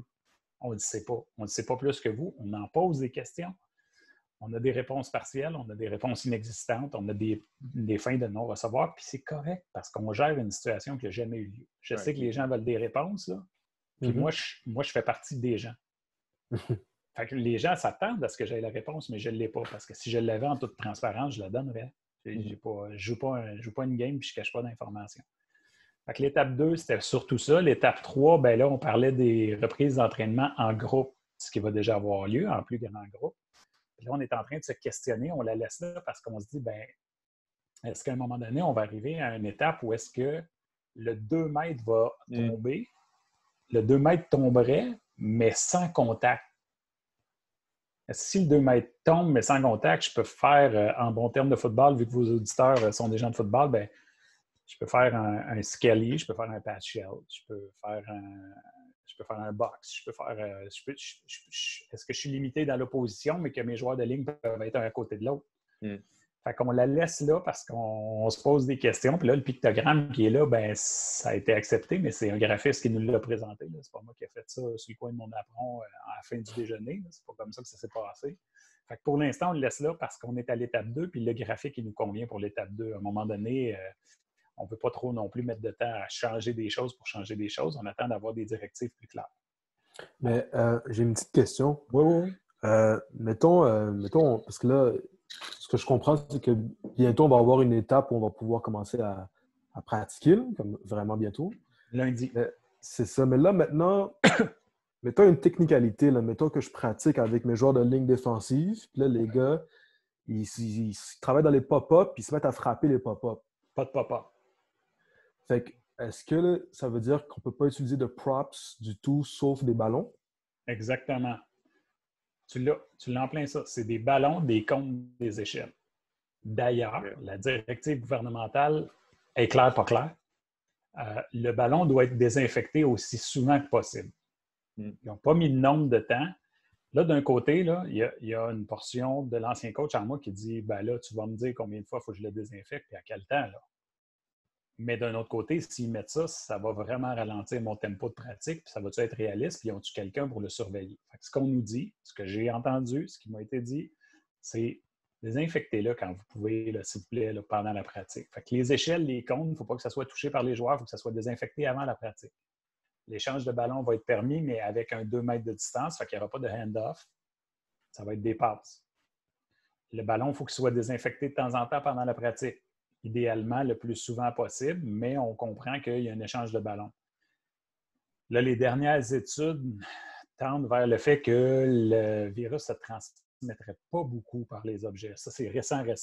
Mais il y a un mois, on pensait que ça se transmettait beaucoup. Est-ce que ça va changer? Tu ne le sais pas, je ne le sais pas. Fait que, pour l'instant, là, ça serait qu'on échelle, désinfecter avant la pratique, après la pratique, ballon, idéalement désinfecté le plus souvent possible, dans l'entièreté du lot de ballons avant la pratique et après la pratique. Okay. Est-ce que, là, juste pour être sûr, là, on pourrait utiliser des bags à terre, par exemple, mais les joueurs n'ont pas le droit d'y toucher? C'est une très bonne question, mais si tu mets des bags à terre, tu sais que c'est un peu le principe de l'échelle, ils vont y toucher de toute façon, fait que tu les désinfectes avant, après. Les joueurs ne les manipulent pas. Les entraîneurs, idéalement, durant la pratique, ne les déplacent pas. C'est comme ça que je le vois. Ce n'est pas une question que j'ai posée, donc je te réponds au meilleur de la connaissance du dossier. Oui. Je le recommanderais comme ça. Écoute, c'est pas pas mal l'idéal. Comme ça. Non, c'est pas l'idéal. C'est pas pas l'idéal. Que ça soit l'idéal. tout le temps la même personne qui les bouge, puis c'est ça. Puis le joueur va le toucher, il va le déplacer. Il faudrait que ça soit le même coach qui leur bouge. Effectivement. Ouais. Fait que c'est complexe. C'est très complexe. Puis là, les gens me disent ouais, mais les jeunes qui jouent au football, ils ne veulent pas faire des bags pendant tout l'été pour arriver à la fin et se faire dire qu'il n'y a pas de saison. Puis ils ont raison. Ouais. J'ai inscrit mes jeunes au football, je veux qu'ils jouent au football. J'ai inscrit mes jeunes au soccer, je veux qu'ils jouent au soccer. Je la comprends, la dynamique. Mais je n'ai pas la réponse pour vous dire s'il va y avoir des matchs ou pas. Puis si vous m'aviez posé la question il y a un mois, j'essayais d'être réaliste positif, mais je voyais difficilement qu'il y aurait des pratiques cette année. Puis là, il y en a. Bon, ben c'est quoi la prochaine étape? Est-ce qu'il va y avoir une éclosion nouvelle, un foyer plus important? Je ne sais pas, je ne le souhaite pas, mais aujourd'hui, je suis plus optimiste que 3 semaines, un mois. Mm-hmm. Oui, mais c'est ça. On s'en parlait en plus, Olivier puis moi, puis on se disait la même affaire, tu le dis. Là, il y a un mois, on aurait dit impossible. Puis autant ça flippe vite au début, autant c'est en train de reflip vite, si on peut dire le retour. Mais ouais, c'est ça. Ouais. Okay, c'est ça. Mettons, là, tu disais étape 2 officiellement lundi. Oui. Donc, lundi, le 8. Réalistement, là, mettons, là, n'importe quel niveau, il recommence à pratiquer. Il faut que tu gardes le 2 mètres. Oui. Il n'y a pas d'équipement. Non. J'ose croire que les joueurs sont fortement conseillés d'amener leur propre bouteille d'eau, etc., etc. C'est pas fortement conseillé, c'est obligé de t'amener ta ouais, bouteille d'eau. Puis si tu as vide dans la pratique, ben vide, il n'y a personne qui va aller te la remplir, puis même pas toi. Fait qu'amène-en 2 pour ce fois-là. Ouais. Y a-tu, à ta connaissance, mettons, un coach là, qui est en train de planifier ou qui à ce moment-là, peut-être, en fait, il va avoir déjà fait des pratiques, là, d'autres précautions à prendre ou des exercices qui sont impossibles. T'sais, on le sait, là, il n'y aura pas de contact, il n'y a pas de groupe, il n'y a pas de... c'est assez limité, là, qu'est-ce qu'on peut faire, là, mais y a-t-il d'autres précautions à prendre à cette étape-là? Bon, mais là, quand les gens vont tenir des pratiques, il faut absolument qu'il y ait quelqu'un qui prenne les présences. C'est obligatoire.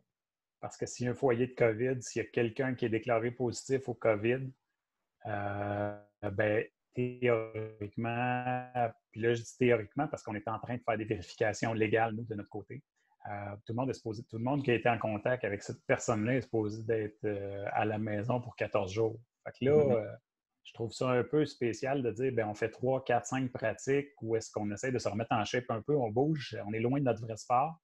Il y en a un dans la gang qui a le COVID, tout le monde arrête 14 jours, fait qu'on on vient de scraper 2 semaines de plus, on retombe comme en genre de confinement sportif.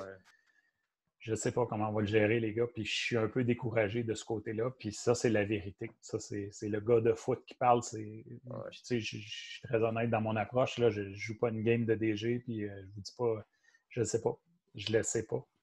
À l'étape 2, là, quand il est écrit inscription, est-ce que c'est ça? En fait, c'est pour dire vous devez prendre des présences de tous ceux qui sont là? Écoute, le volet associatif est obligé de rentrer ses joueurs dans le système de Football Québec pour qu'ils soient assurés. Okay. Fait que nous, le système va commencer à prendre des inscriptions à partir de lundi. Fait que pour qu'un joueur embarque sur le terrain, il faut qu'il soit assuré. Pour qu'il soit assuré, il faut qu'il soit dans le système de Football Québec. Fait que, tu sais, oui, théoriquement, lundi, vous pouvez, là, tout le monde peut, mais ça ne sera pas facile. D'ailleurs, au scolaire, tout ce qui est le volet scolaire, le RSEQ, il y a une préoccupation. Présentement, les écoles sont fermées. Tu embarques avec ta gang sur le terrain, tu respectes tout. Es-tu assuré? Parce que les assurances du volet scolaire dépendent des assurances qui sont offertes par l'école. Fait que là, il y a des coachs collégiaux qui me contactent et qui disent OK, ben là, lundi, moi, je commence mes entraînements de course, mais il y a un cadre de référence, je ne suis pas supposé de courir. Je vais-tu être pénalisé? La première affaire, vérifie avec ton collège pour savoir si tu es assuré. Ça, c'est la première chose. Même affaire pour l'universitaire. Vérifiez vos affaires si vous êtes assuré parce que vos assurances ne dépendent pas de nous. Les assurances des entraîneurs RSEQ dépendent de nous, de ce que je comprends. Là. J'espère ne pas me tromper. Là. Fait qu'il y a tout un volet de gestion au niveau des assurances qu'il faut tenir en ligne de compte avant toute chose. Puis là, ben, il y a l'inscription à la FED. Puis présentement, là, je dirais qu'une organisation qui est responsable ne se pressera pas d'aller sur le terrain. On va faire bien les choses au lieu de faire vite les choses. Parce que plus on respecte les règles, plus on est prudent, plus on risque de retourner à la compétition rapidement. Plus on fait les cow-boys et moins on est responsable, plus on risque d'être obligé de revenir en arrière dans le temps. Ben, c'est fou. J'y avais même pas pensé, là, ce que tu as dit. Là, c'est ça, prendre les présences. S'il y en a un qui te pogne, c'est vrai, là, c'est 2 semaines off. Puis, OK. C'est décourageant, là. Ouais. Je mets 25-30 kids sur le terrain. Puis là, il y a pas une solution, mais il y a quelque chose qu'on peut faire. Tu sais, tantôt, on parlait des petits groupes. On continue à le suggérer à Football Québec. Parce que là, si toi, tu te déplaces, tu es avec 9, 10, 12 joueurs, 15 joueurs. Le nombre qu'on a fixé, là, c'est 15. Là, c'est un beau chiffre parce que tu peux bouger un peu, tu peux faire des choses. Le coach ne se déplace pas pour rien, mais d'un autre côté, tu n'es pas trop nombreux. Fait que si tu fais une bulle, on appelle ça une bulle sécuritaire d'entraînement. Tu te déplaces, tu as 15 joueurs, un coach, puis c'est toujours ces mêmes 15 joueurs-là, le même groupe de joueurs, et toujours le même coach.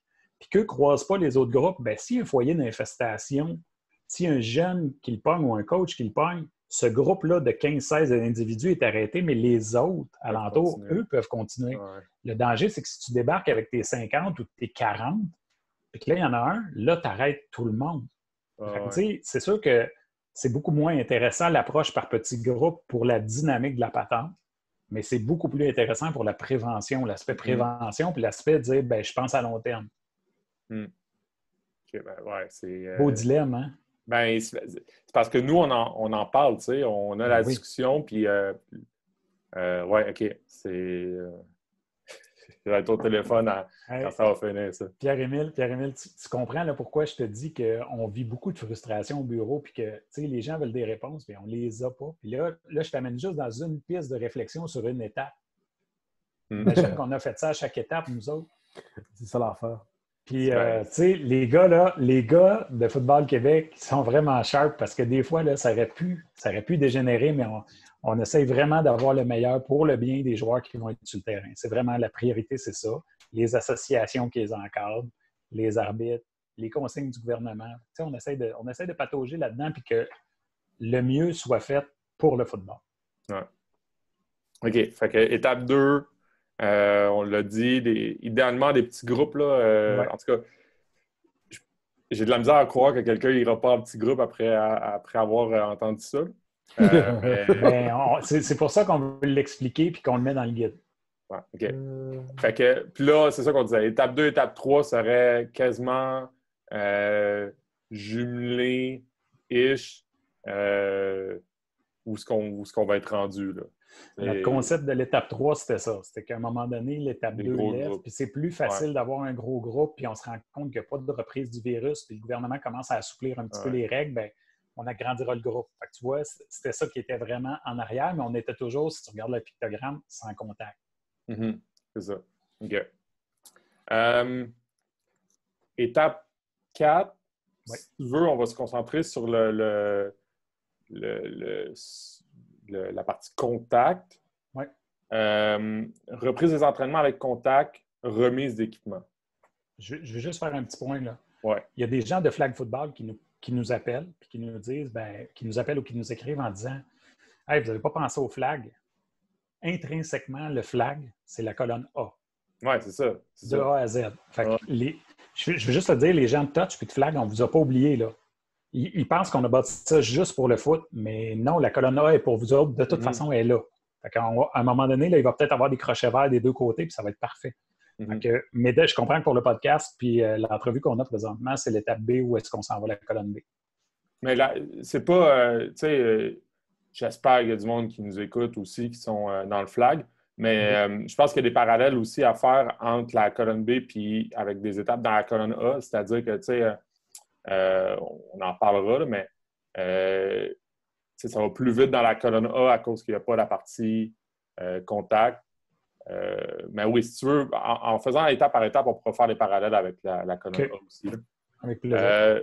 La colonne, côté B, étape 4, donc l'étape 4B, reprise des entraînements avec contact, remise d'équipement. On donne l'équipement aux joueurs, on est en pratique, puis là, là, on arrive au stade où est-ce qu'on peut faire du contact. Là, on reste dans notre pensée qu'on est parti d'un petit groupe de 10, on s'est rendu à un plus grand groupe, on arrive à un autre groupe et on s'est dit, qu'est-ce qui peut arriver? Bien là, avec un stock, un petit peu plus de timing, un petit peu plus de skelly, un petit peu plus de pass shell, un petit peu plus de run shell, un petit peu plus de box, un petit peu plus, peu importe, des contacts, peut-être des drills de contact, des drills de plaqués sécuritaires. Fait que là, on est plus là. Par contre, on se disait, on déconfine tranquillement, puis on avait toujours, à l'époque où on a bâti ça, un nombre de personnes. Pas plus, des rassemblements de pas plus que 10 personnes, 3 foyers. Fait que là, on se disait, OK, ils permettent le contact. Tout d'un coup, qu'ils nous disent, tu sais, les pratiques de foot, là, on vous a permis de reprendre avec plus de monde, mais on ne veut pas qu'il y ait trop de contact. Fait que, mettons, la D ferait ensemble, la offense ferait ensemble ou des positions miroirs. Tu sais, on a envisagé qu'on va se laisser une avenue où est-ce que si ça arrive, on a essayé de penser ça pour ne pas ajouter des étapes, mais avoir la possibilité d'en enlever. C'est un peu ça qui est en arrière de la réflexion, c'est reprise des entraînements avec contact, remise d'équipement, mais pas de compétition intra-équipe à 12 contre 12. OK. C'était ça le compte. Si on parle de remise d'équipement, est-ce qu'à ce moment-là, un des critères pour passer à cette étape-là, c'est qu'il y a plus de 2 mètres? Ça inclut l'accès au vestiaire, il y a une proximité... Oui, bien, l'accès au vestiaire, ça va dépendre beaucoup de ce qu'on va avoir comme consigne. Okay. Mais puis encore là, tu sais, il y a plus de 2 mètres. Pierre-Émile, moi puis toi, on ne sait pas si un jour ils vont nous dire OK, bien, on va passer à 1 mètre. Oui, c'est ça. Ça se peut que ça arrive. Là. Je ne pense pas que ça va arriver. Mais je ne pensais pas que j'aurais le feu vert pour lundi avec ma fédération. Fait que je me garde une petite gêne, mais on s'est dit, OK, mais tu sais, s'ils disent, ben, si tu côtoies pas mal toujours les mêmes gens, ben, c'est correct. Puis, tu sais, à un moment donné, là, dans tout ça aussi, là, il y avait la section région. Hein? À un moment donné, Montréal, c'était une région, le reste du Québec, c'était comme une autre région. Fait que dans nos premiers pictogrammes, il était marqué là, par région. Il était marqué ça, on l'a enlevé. On l'a enlevé parce que là, on se rend compte que ça ne fonctionnera pas comme ça. C'est un travail qui est dynamique. Donc, on l'avait pensé en se disant, ben, si jamais ils nous disent, ben oui, vu que vous êtes tous de la même région, puis que c'est une association civile, ben, ça va être correct, vous pouvez faire du contact, vous pouvez vous rapprocher à moins de 2 mètres. Ça, c'était 4B. De l'autre côté, ben, tu as le 4A, qui est la même affaire, mais au flag au touch, ou s'ils nous avaient dit, ben, on ne veut pas que vous donniez les équipements tout de suite. Fait que restez en sans contact. C'est ça. Sans contact, qu'on parle vraiment de football, là, de contact physique. Là. Je ne parle pas de flag et de touch. Là, il aurait fallu voir est-ce qu'on a le droit d'échanger des flags. Si on n'a pas le droit d'échanger des flags puis qu'on n'a pas le droit de se toucher physiquement, ben on est à l'étape 3, on n'a pas progressé. C'est un peu comme ça qu'on le voyait, là. OK. Pour le 4B, tu mentionnais pas de 12-12. Ben, ce qu'on envisageait à l'époque, c'était ça. OK, c'est ça. On ne sait tellement pas ce qu'on a. Olivier, j'aimerais tellement ça te dire on savait que c'était ça, mais on ne le sait pas. Fait que, tu sais, on essaye d'imaginer les choses du mieux qu'on peut. C'est ça, mais tu sais, pas de 12-12 dans le sens que, idéalement, à 4B, on recommande encore des plus petits groupes, là. On n'est pas à 60 sur le terrain. Pas toute l'équipe qui est là, exact. Bien, c'est sûr qu'on est pas mal dans une situation où est-ce que tu vas travailler peut-être plus par groupe de position puis par offense-defense, par units. Peut-être qu'on va vous recommander dans ce stade-là, dans nos directives, on recommanderait peut-être, nous, Football Québec, on suggérerait, devrais-je dire, on suggérerait peut-être que les unités spéciales, si tu es capable de ne pas les faire tout de suite parce que ça mixe des positions de tous les bords, tous les côtés. On est dans le néant. Fait on met beaucoup d'hypothèses en place et on essaie d'avoir la meilleure hypothèse possible. OK. Mais juste pour être sûr, 12-12, ça ne serait pas conseillé, mais run shell, ce serait correct. 5B. OK, 5B. 12-12, 5B. Puis run shell? 5B. C'est ça, j'essaie de clarifier un peu c'est où que... Ça serait 5B. Si on suit le plan qu'on a établi, c'est 5B. Ouais. Okay. Ouais, c'est ça. À 4B, je pense que, pour faire une image, là, c'est individuel, groupe, genre. À 4B, là, c'est 3 avec un stock. Ouais. À quelque part, là. C'est ça, ouais, c'est ça, exact. Mais le contact est inévitable quand tu as un stock. On ne mettra pas un stock sur le dos des kids quand il fait 30 dehors et qu'ils sont obligés de rester à 2 mètres. Non, c'est ça. Je ne vais pas leur mettre un stock sur le dos puis je ne vais pas donner le travail à mes associations. Comment tu fais pour donner un équipement de football à 2 mètres de distanciation? Impossible. Combien de casques tu vas essayer, puis combien de casques on va désinfecter pour que tu en aies un qui te fait? Oui, si ça arrive, moi, je veux que quelqu'un prenne une vidéo explique à un joueur le coccyx ne va pas en avant à distance, là. C'est ça. C'est ça. C'est ça. C'est pas réaliste. C'est ça. Puis là, c'est parce que ce virus-là, puis les mesures qu'on a mis en place, je me fais souvent demander ça. Qu'est-ce que vous allez faire pour modifier votre façon de jouer? Ben non. Non. Wow. C'est parce que là, c'est plus le même sport. Puis ce qui est le plus proche, c'est le flag puis le touch. C'est complètement différent quand même, mais il y a encore un échange. On disait tantôt, les objets, ça a l'air que c'est moins pire, mais je prends le flag dans ma main, je le mets dans ta main, j'ai toussé avant, pendant le jeu, j'ai ôté mon mort de pied, je prends mon flag. Quelques bouclettes aussi. Là. Ça va vite. Ça va vite. OK. Fait 4B, encore des petits groupes, idéalement, avec contact. Oui. Puis là, avec contact, c'est plus comme avec contact quasiment à cause qu'il y a un équipement. Oui, c'est ça, à cause de l'équipement, mais on ne recherche pas, on ne fait pas exprès. Mais il faut vraiment que la distanciation soit tassée pour qu'on passe à 4B. On est d'accord là-dessus. Puis si elle est enlevée complètement, on va aller vite à 5B. Oui, c'est ça. Bon, ça venait 5B, où est-ce que là, il y a le scrimmage, il va y avoir du one-on-one, il va y avoir, puis là, il va y avoir de l'opposition. 5B, c'est la pratique typique. C'est la pratique typique, sans compétition.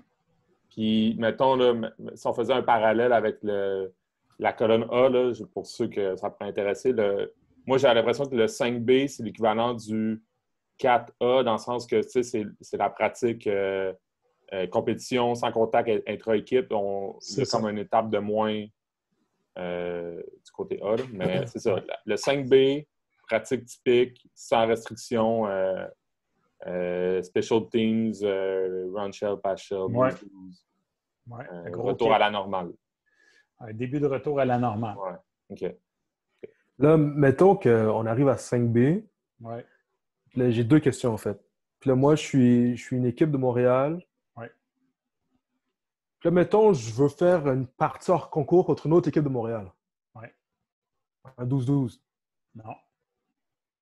Ça va être 6B. Ça va être 6B. Puis encore là, 6B, là, si tu veux faire une partie, ça va te prendre des arbitres. Puis là, il va falloir avoir négocié avec les arbitres où est-ce qu'on est parce que dans notre discipline, il y en a des arbitres qui sont plus âgés. Ouais. Puis souvent, pas toujours, je ne suis pas en train de généraliser, mais souvent, les bons arbitres sont plus âgés. Souvent, parce qu'ils ont beaucoup d'expérience. Fait que tu vas me dire, hey, je fais un scrimmage, là, puis on n'était pas sûr d'avoir du foot, fait que tu vas parler aux arbitres, puis je vais avoir les meilleurs. Je veux avoir ceux-ci, ceux-là. Y a-tu des arbitres, peu importe l'âge, qui vont dire, ben cette année, je n'arbitrerai pas, j'ai peur de ça, moi, le COVID. Puis vous le savez, il n'en pleut pas des arbitres de foot, là. On en a besoin, là, on en cherche. Fait que, tu sais, il y a ces questionnements-là aussi là, qu'on met de côté, puis qu'on se dit, ben nous, on les envisage, là, mais il ne faut pas en échapper un seul de ces questionnements-là. Là, j'ai une autre question. OK, c'est pas... C'est encore intra-équipe, mais c'est différent. Là. Si, par exemple, je contacte une autre école, puis là, je leur dis, regarde, emmène ta défensive, ou emmène plutôt tes demi-défensifs et tes linebackers. J'emmène mes receveurs, mes carrières, puis on fait juste un squelettique. On est comme 30. Ouais. Est-ce que ça peut se faire à 5B? Non. Ou non plus? OK. 6B. 5B, tu es vraiment à l'intérieur de ta propre équipe. OK. Mais ça, Olivier, c'est actuellement avec les données qu'on a. Non, on s'entend. Non, mais j'aime ça le rappeler. Oui, parce absolument. que ça permet aux gens qui vous écoutent de voir c'est quoi notre réflexion en arrière. Parce que là, tu sais, tantôt, là, je faisais des blagues, là, mais on l'a vraiment réfléchi, là, pour le revirer vraiment, puis on s'est questionné, on s'est challengé, puis la patience des gars de football Québec, puis je m'inclus un peu moins parce que je ne suis pas le plus patient de la gang, mais il a vraiment fait une belle différence. Absolument. OK. Fait que 5B, mettons pour résumer, 5B, c'est la pratique typique. Oui. Style camp de printemps, dans le sens que il n'y a pas de... C'est le début... c'est une pratique non restrictive, mais c'est une pratique. C'est pas un scrimmage contre une autre équipe. Hein? C'est pas un jamboree. Il n'y a pas de jamboree là. Ouais. Jamboree, ce serait 6B. Ouais. OK. J'essaie de penser à d'autres questions, là, mais à d'autres réalités qui pourraient être intéressantes pour d'autres. Est-ce que c'est possible dans votre raisonnement que, mettons, là, des équipes, tu sais, t'en as fait mention plutôt là, qu'à Montréal, à un moment donné, vous avez pensé que c'était peut-être différent. Est-ce que c'est possible qu'à un moment donné, il y ait différentes régions qui passent d'étape en étape avant d'autres? Tu sais, mettons, la région de Québec passerait à 5B, puis à Montréal, on serait encore à l'étape 3 ou l'étape 4B. Il y a juste le gouvernement qui peut répondre à ta question parce que ça va dépendre comment il va travailler les régions. Mais au début, on l'avait mis, puis là, la tendance actuelle qu'on voit, qui se dessine, c'est que les régions sont en train de devenir toutes équivalentes. Là, la région, c'est en train de devenir le Québec, la province. Je t'avouerai que ça m'enlève beaucoup, beaucoup de mots de tête, mais ça en crée des nouveaux pour d'autres raisons. Mais nous, là, avec la réalité civile scolaire, avec la réalité civile associative qui se joue beaucoup à Montréal, la réalité où est-ce que beaucoup dans le reste du Québec, c'est plus RSEQ, ça me crée des mots de tête. Puis là, il y a des gens qui se sont mis à dire on va jouer scolaire contre civil. Puis moi, j'ai fait la gaffe de répondre on envisage tous les scénarios, mais ce n'est pas celui-là qu'on envisage en premier. C'est pas mal nul que les chances que ça arrive. Là. J'ai été dire ça, puis là, il y a des gens qui ont dit là, c'est ça, là, le scolaire va jouer contre le civil, comment tu vas gérer ça? Puis les gens sont fâchés, là, mais c'était pas ça l'intention. L'intention, c'était de dire je travaille avec mon équipe pour qu'il y ait du football sur ces terrains le plus possible. On veut être des facilitateurs, puis nous aussi, on est coincés avec les règles du gouvernement. Puis on le sait qu'il y a un 2 mètres de distanciation, là. J'habite au Québec, moi aussi, puis quand je vais à l'épicerie, je m'ai fait poser les questions, puis je lave mes mains. Puis je mets mon masque. J'ai pas le choix. Pour le... Pierre m'a rappelé de avoir un peu plus de perspective, là, mais à 5B, est-ce que c'est la même chose pour le football à 9 joueurs? C'est la même chose pour tous les niveaux de football actuellement. OK. 9 joueurs. S'il y avait je sais que, je ne veux pas me tromper, là, mais je pense que c'est en Saskatchewan, ils jouent aussi pour les petits à 6. Ça serait la même règle. 5B sera 5B pour tout le monde. C'est pas... le 5B, c'est vraiment intra-équipe avec contact, qui est pensé actuellement. Mais là, présentement, on est à 2, puis je vais avoir des directives qui vont sortir. Puis je pense qu'à la fin juin, quand les matchs de d'autres disciplines vont commencer, on va recevoir plus de directives. Ça va peut-être accélérer les choses. C'est ce que j'aimerais le plus. J'espère de tout mon cœur que ça ne va pas les ralentir. À toutes les étapes, on continue à prendre les présences, on continue à monitorer qui est là, qui n'est pas là, en cas de s'il y avait un cas. À 5B, ce serait, je ne vais dire pas dramatique, là, mais s'il y a un cas, c'est toute l'équipe qui coupe. Si c'est les mêmes règles que présentement. Oui, c'est ça. OK. Si c'est les mêmes règles que présentement, tu es à 5B et tu as un cas dans l'équipe, là, tu viens de stationner l'autobus pour 2 semaines. Ouais, OK. Est-ce qu'on recommanderait peut-être il y a eu distribution d'équipement auparavant à l'autre étape. Est-ce qu'on recommanderait que les joueurs partent et reviennent à chaque pratique avec leur propre équipement? Qu'il n'y ait pas un partage de vestiaire entre, mettons, toute l'équipe? Très bonne question. Très bonne question. Le vestiaire, ça va aller le plus tard possible. Okay. Ça, tant qu'on va être capable d'éviter le vestiaire, on va l'éviter. C'est difficile de dire ouais, on va vous permettre d'aller dans les vestiaires. Puis présentement, là, ce qui a été mis de l'avant, c'est les sports extérieurs en premier. La prochaine phase du déconfinement, d'après ce que j'ai entendu, ce serait plus les sports d'intérieur. Okay. Comment, lesquels, de quelle façon, je ne sais pas. Fait que moi, tant que les sports intérieurs n'ont pas recommencé, évitons juste la gymnastique dans les écoles, là, d'organiser ça. Là, les écoles qui ont repris là, présentement, les écoles primaires, là, ça a été toute une gymnastique de mettre ça en place. Bien, j'imagine qu'il va falloir mettre des règles aussi dans les vestiaires. Mm-hmm. Fait que, ça aussi, ça va être une belle gymnastique pour les organisations qui en ont, puis pour les écoles qui en ont. Mm-hmm. OK. Ben, c'est bon à penser. Oui, c'est logique. C'est logique avec qu'est-ce que tu as dit? C'est les sports d'intérieur. Idéalement, c'est pas encore permis. Nous, c'est un sport extérieur, fait que restons à l'extérieur le plus possible. Exact. Ouais, OK. 6B, l'étape après. Ouais. Puis là viendrait tout ce qui est partie hors concours, jamboree, activités inter-équipe. Est-ce qu'on recommanderait peut-être... en fait, si tu veux l'expliquer avant, juste pour être sûr qu'on le comprenne tout de la même manière. Tu es à bonne place. Jamboree, partie hors concours, scrimmage contrôlé entre équipes. Évidemment, tout ce qui prend des arbitres, il faut que ça passe par la fédération pour avoir des arbitres fédérés. Tout ce qui se fait, c'est pas un vrai match. Puis là, je suis en protocole de négociation. Là. La vérité, c'est que je ne le connais pas par cœur encore. Fait que peut-être même qu'on va aller dans cette direction-là. Là. Je ne veux pas rien annoncer puis je ne veux pas me faire lancer encore des roches. Là. Mais ça, on parle vraiment là, en 6B d'une reprise de ce qu'on connaît mieux du foot là, préparatoire avant la saison. OK. On est vraiment proche. Là. OK. Est-ce que, mettons, encore là, des recommandations, là, puis je sais que ça va changer, là, mais oui. Je me mets dans la tête de quelqu'un qui dirige le programme ou qui essaie de planifier un peu. Est-ce que, mettons, à 6B, quelqu'un qui voudrait faire des activités inter-équipe, un jamboree, serait tenté, serait recommandé de privilégier des équipes plus proches de sa région? Je te dirais oui. Aujourd'hui, je te dirais oui. Dans le temps, je changerais peut-être d'idée puis j'aurais peut-être des consignes qui me permettent de te répondre d'autres choses. Mais aujourd'hui, là, avec ce que je connais, là, si c'était une décision qu'il fallait prendre aujourd'hui puis c'était canné, là, je te dirais oui, on privilégie de ne pas se promener d'une région à l'autre le moins possible. Puis encore là, on fait nos mauvaises équipes qui reçoivent une autre équipe, c'est-à-dire on ne donne pas de vestiaire à l'autre équipe puis dans l'éventualité où les vestiaires, c'est pas recommandé encore, non, pas de vestiaire, on fait les mauvais garçons puis les arrogants. Ouais. Ça va être compliqué en novembre.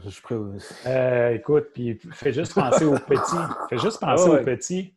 Les petits là, de 6, 7, 8 ans là, que moi, je vois sur le terrain proche de chez nous, là, Eux autres, là, à fin octobre, là, sur le bord de l'Halloween, là, ils commencent à avoir froid. Là, puis c'est pas des pratiques très dynamiques comme une équipe de 15, 16, 17 ans. Là.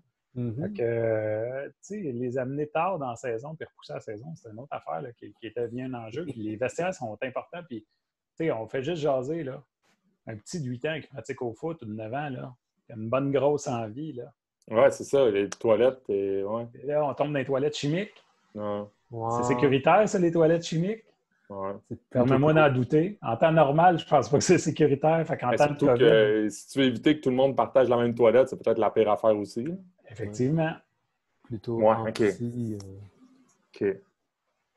Ça fait beaucoup, hein, les gars? Ben oui, mais c'est ça qui est le fun, c'est de comprendre votre réalité, puis que, puis, tu sais, on le voit que vous aussi, vous avez pris en compte la réalité des personnes, des coachs, des joueurs aussi. Puis je suis super content de pouvoir être ici avec vous autres, puis que vous me donniez cette opportunité-là. Parce que j'imagine qu'il y a des gens qui vont écouter ça, puis qui vont prendre du recul, puis qui vont dire « Oh, OK, attends, c'est peut-être pas ce que je pensais. » Puis il y en a aussi qui vont dire « Ah, ben non, c'est n'importe quoi. » Puis c'est correct, là. Je l'ai dit, là, on l'accepte, la critique, on vit avec, mais c'est ça la réalité.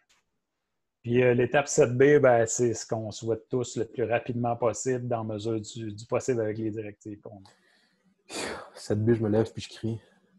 À 7B, moi, je pleure à 7B. Je m'assois, là, puis je pars à pleurer. My God.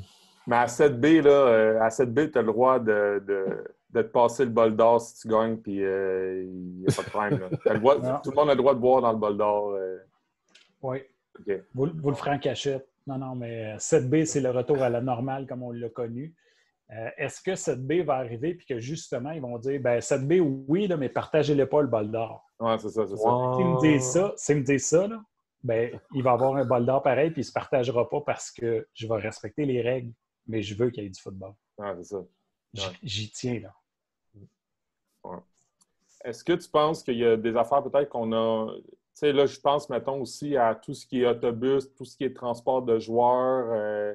Est-ce qu'il y a des affaires encore là, mettons, quelqu'un qui est plus dans la planification, il faudrait qu'il pense. On a parlé de bouteilles d'eau, ça a l'air de rien, mais je veux dire, c'est toutes des affaires auxquelles il faut penser. Tout ce qui est mouthpiece, tout ce qui est...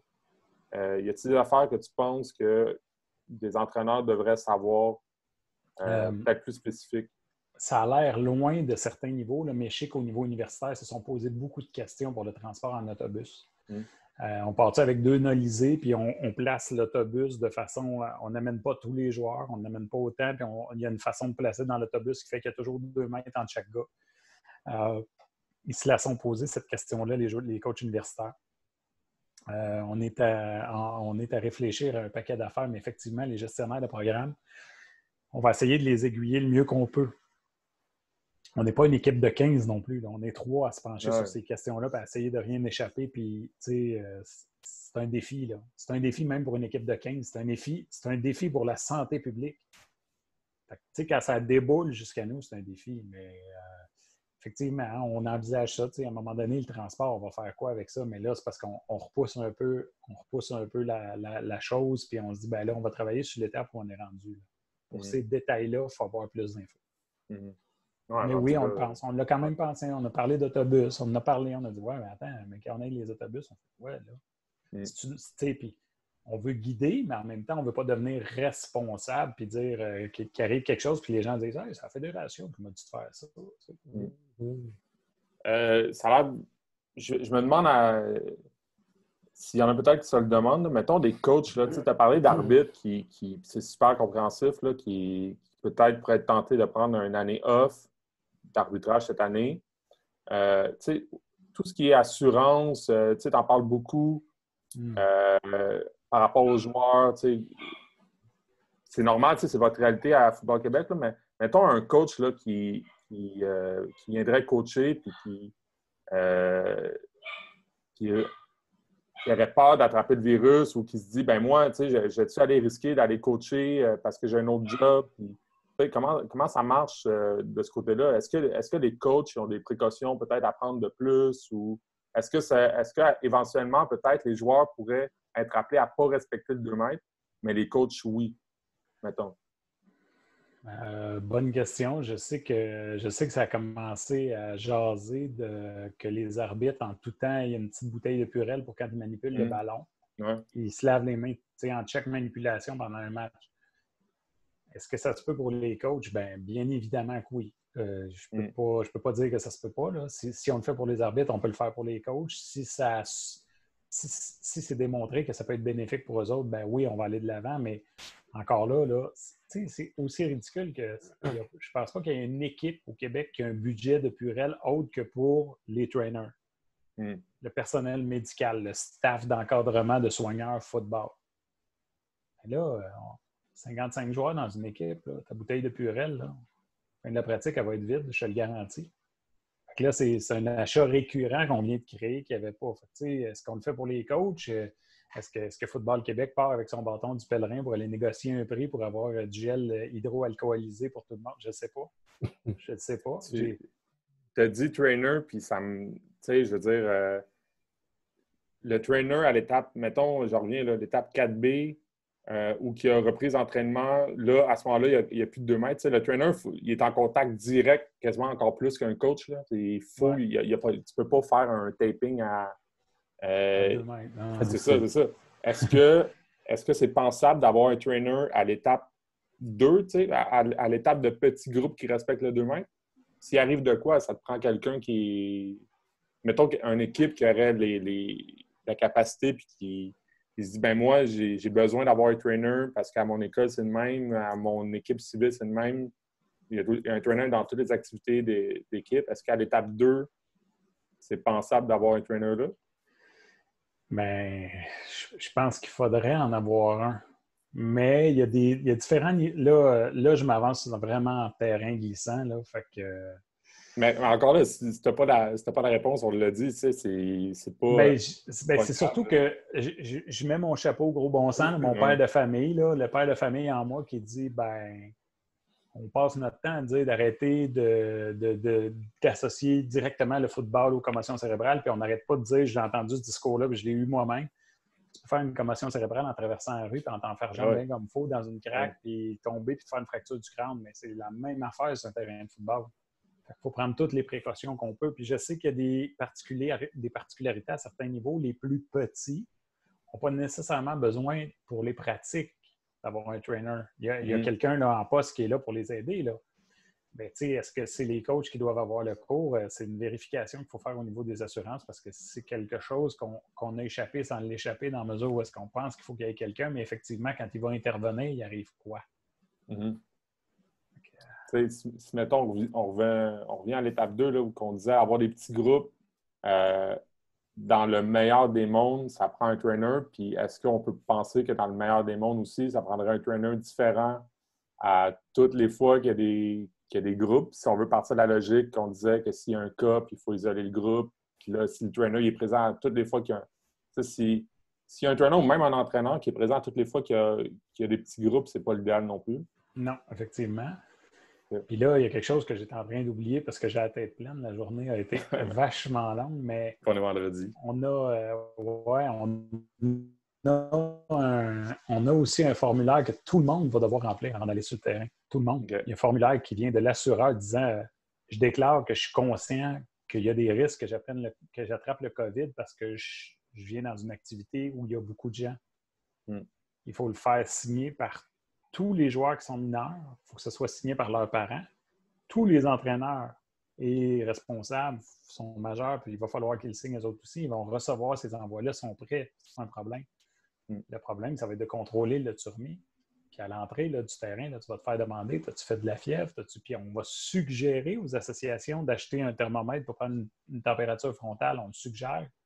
Je ne peux pas l'imposer, puis je ne peux pas en faire un règlement formel avec une obligation. Parce que là, je deviens responsable. J'ai dicté une conduite, puis là, c'est moi qu'il faut que je vérifie si ça s'applique ou pas. C'est très difficile. On vit quelque chose, tu sais, puis comme je disais, là, changer d'emploi après 13 ans, c'est sortir de ses pantoufles pas mal, puis rentrer dans un emploi qu'on n'a jamais fait, dans une crise sociétaire mondiale, c'est assez spécial. Alors, c'est ça. C'est... J'essaie de m'imaginer. Tu Ils peuvent te poser plein de questions en entrevue sur comment tu réagirais par rapport à ça, mais celle-là, ils ne peuvent pas. Là. Non. Puis dans l'entrevue, là, juste une petite anecdote. À un moment donné, ils disent ouais, ben, tu sais, Football Québec, là, présentement, ça a brassé les dernières années. Tu sais. Comment tu vois ça? Puis moi, j'ai dit, tu sais, ben, s'il n'y a pas de meilleur moment pour rentrer dans un emploi que quand il y a une tempête, parce que quand il y a une tempête, ben, tu vis le pire. Puis après, ben, tu as une base, là, tu sais. Mais je ne voulais pas jouer au prophète de malheur. Là. C'était pas une volonté que ça aille mal, là, puis qu'il y ait une crise. Là. J'ai dit ça de même, mais aujourd'hui, je le regrette. Fait que, c'est ça. Je pense que ça fait pas mal le tour sur en tout cas, nos questionnements qu'on avait sur ce plan de relance-là, tes explications. Il y a beaucoup de détails. Quelqu'un qui voudrait s'aventurer à faire une méga planification jusqu'à la dernière étape, je pense que c'est impensable. Là. Je pense qu'il faut y aller étape par étape. Tu l'as dit, là, ça va être appelé fort probablement à changer avant même qu'on se rende à la dernière étape. Mais moi, si je retiens quelque chose, c'est qu'il n'y a aucun intérêt en ce moment à se presser, à retourner le plus vite possible en grand groupe. Tu as absolument raison. Puis l'autre affaire que je veux mentionner là, au passage, là, c'est qu'on a beaucoup parlé de la santé mentale de l'athlète. Puis là, je ne fais pas de discrimination de quel niveau, quel âge. La santé mentale, moi, c'est quelque chose qui me tient vraiment à cœur, puis je suis sensible à ça. Le fait de retourner en petit groupe, là, puis de faire courir les jeunes, puis de leur lancer des ballons, probablement que ça ne te fera pas gagner un championnat cette année. Probablement.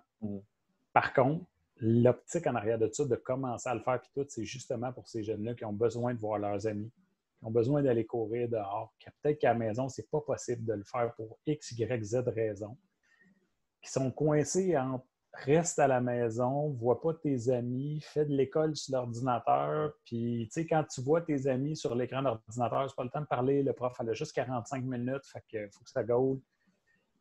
Ben, c'est peut-être plus ça l'optique de dire, ben, regardez là, sortez de chez vous, amenez-les au terrain, faites-les courir. Souhaitons que ces jeunes-là fassent un beau soupir de soulagement puis qu'ils finissent la fin de ce semblant de pratique-là fatigué puis qu'ils aient dit, hey, j'ai profité du beau temps aujourd'hui puis je suis allé dehors puis j'ai vu des chums. C'est ça. C'est en fait, qu'est-ce qu'on veut, c'est que ces jeunes-là, ils rebougent puis je veux dire, le football, de mettre un stem foot, tant mieux si on est capable de le faire, mais c'est ça, comme tu l'as dit, c'est pas dans une reprise. On n'est pas dans une reprise pour une planification de saison, de gagner un championnat. On est dans une optique de assurons-nous que ces jeunes-là. Puis quand on dit jeunes, là, on va faire comme. Je me sens vieux quand je dis ça, mais les jeunes de l'université sont jeunes aussi. Là, je veux dire, tant mieux s'ils sont capables de décrocher un peu de l'école ou des cours en ligne ou de retourner, de mettre les pieds sur un terrain de foot, juste ça va faire du bien. Mais, ouais, OK, c'est bon. En tout cas, moi, j'y vois beaucoup plus clair. Mais ouais. Ben, tant mieux. C'est difficile d'expliquer ça à tout le monde. Fait que je vous remercie de m'offrir la possibilité de le faire. Là. C'est vraiment pour moi, là, je suis vraiment choyé d'être ici. Là. Ben, merci à toi, Mathieu. Pierre, tu voulais-tu rajouter quelque chose? Moi, tu dis merci, mais nous autres, on voulait te remercier parce qu'on sait que ça ne doit pas être facile. On sait que tes semaines doivent être remplies. De prendre le temps de prendre le temps, c'est super apprécié. Puis de l'avoir expliqué comme ça, tu sais, je pense qu'on a été beaucoup... on l'a tout vu passer, là, ça, le visuel avec les étapes, mais de se le faire expliquer comme ça, c'est... en tout cas, je pense qu'on y voit plus clair. Ouais. Merci les gars. Puis tu sais, pour moi, là, ça n'a pas été difficile de dire oui. C'était vraiment un plaisir, premièrement. C'est bon pour le foot. Puis en plus, ben, à quelque part, c'est un investissement parce que ceux qui vont voir la réflexion qui est en arrière, je pense que ça va les aider à comprendre. Puis qu'eux vont peut-être partir et dire aux gens, ben, tu sais, il y a un travail qui est en arrière de ça. Là, c'est pas décidé en 15 minutes. Là. Les semaines sont vachement plus longues que 15 minutes. Mathieu Joyal, directeur général de Football Québec. Merci beaucoup. Merci, Mathieu. Merci.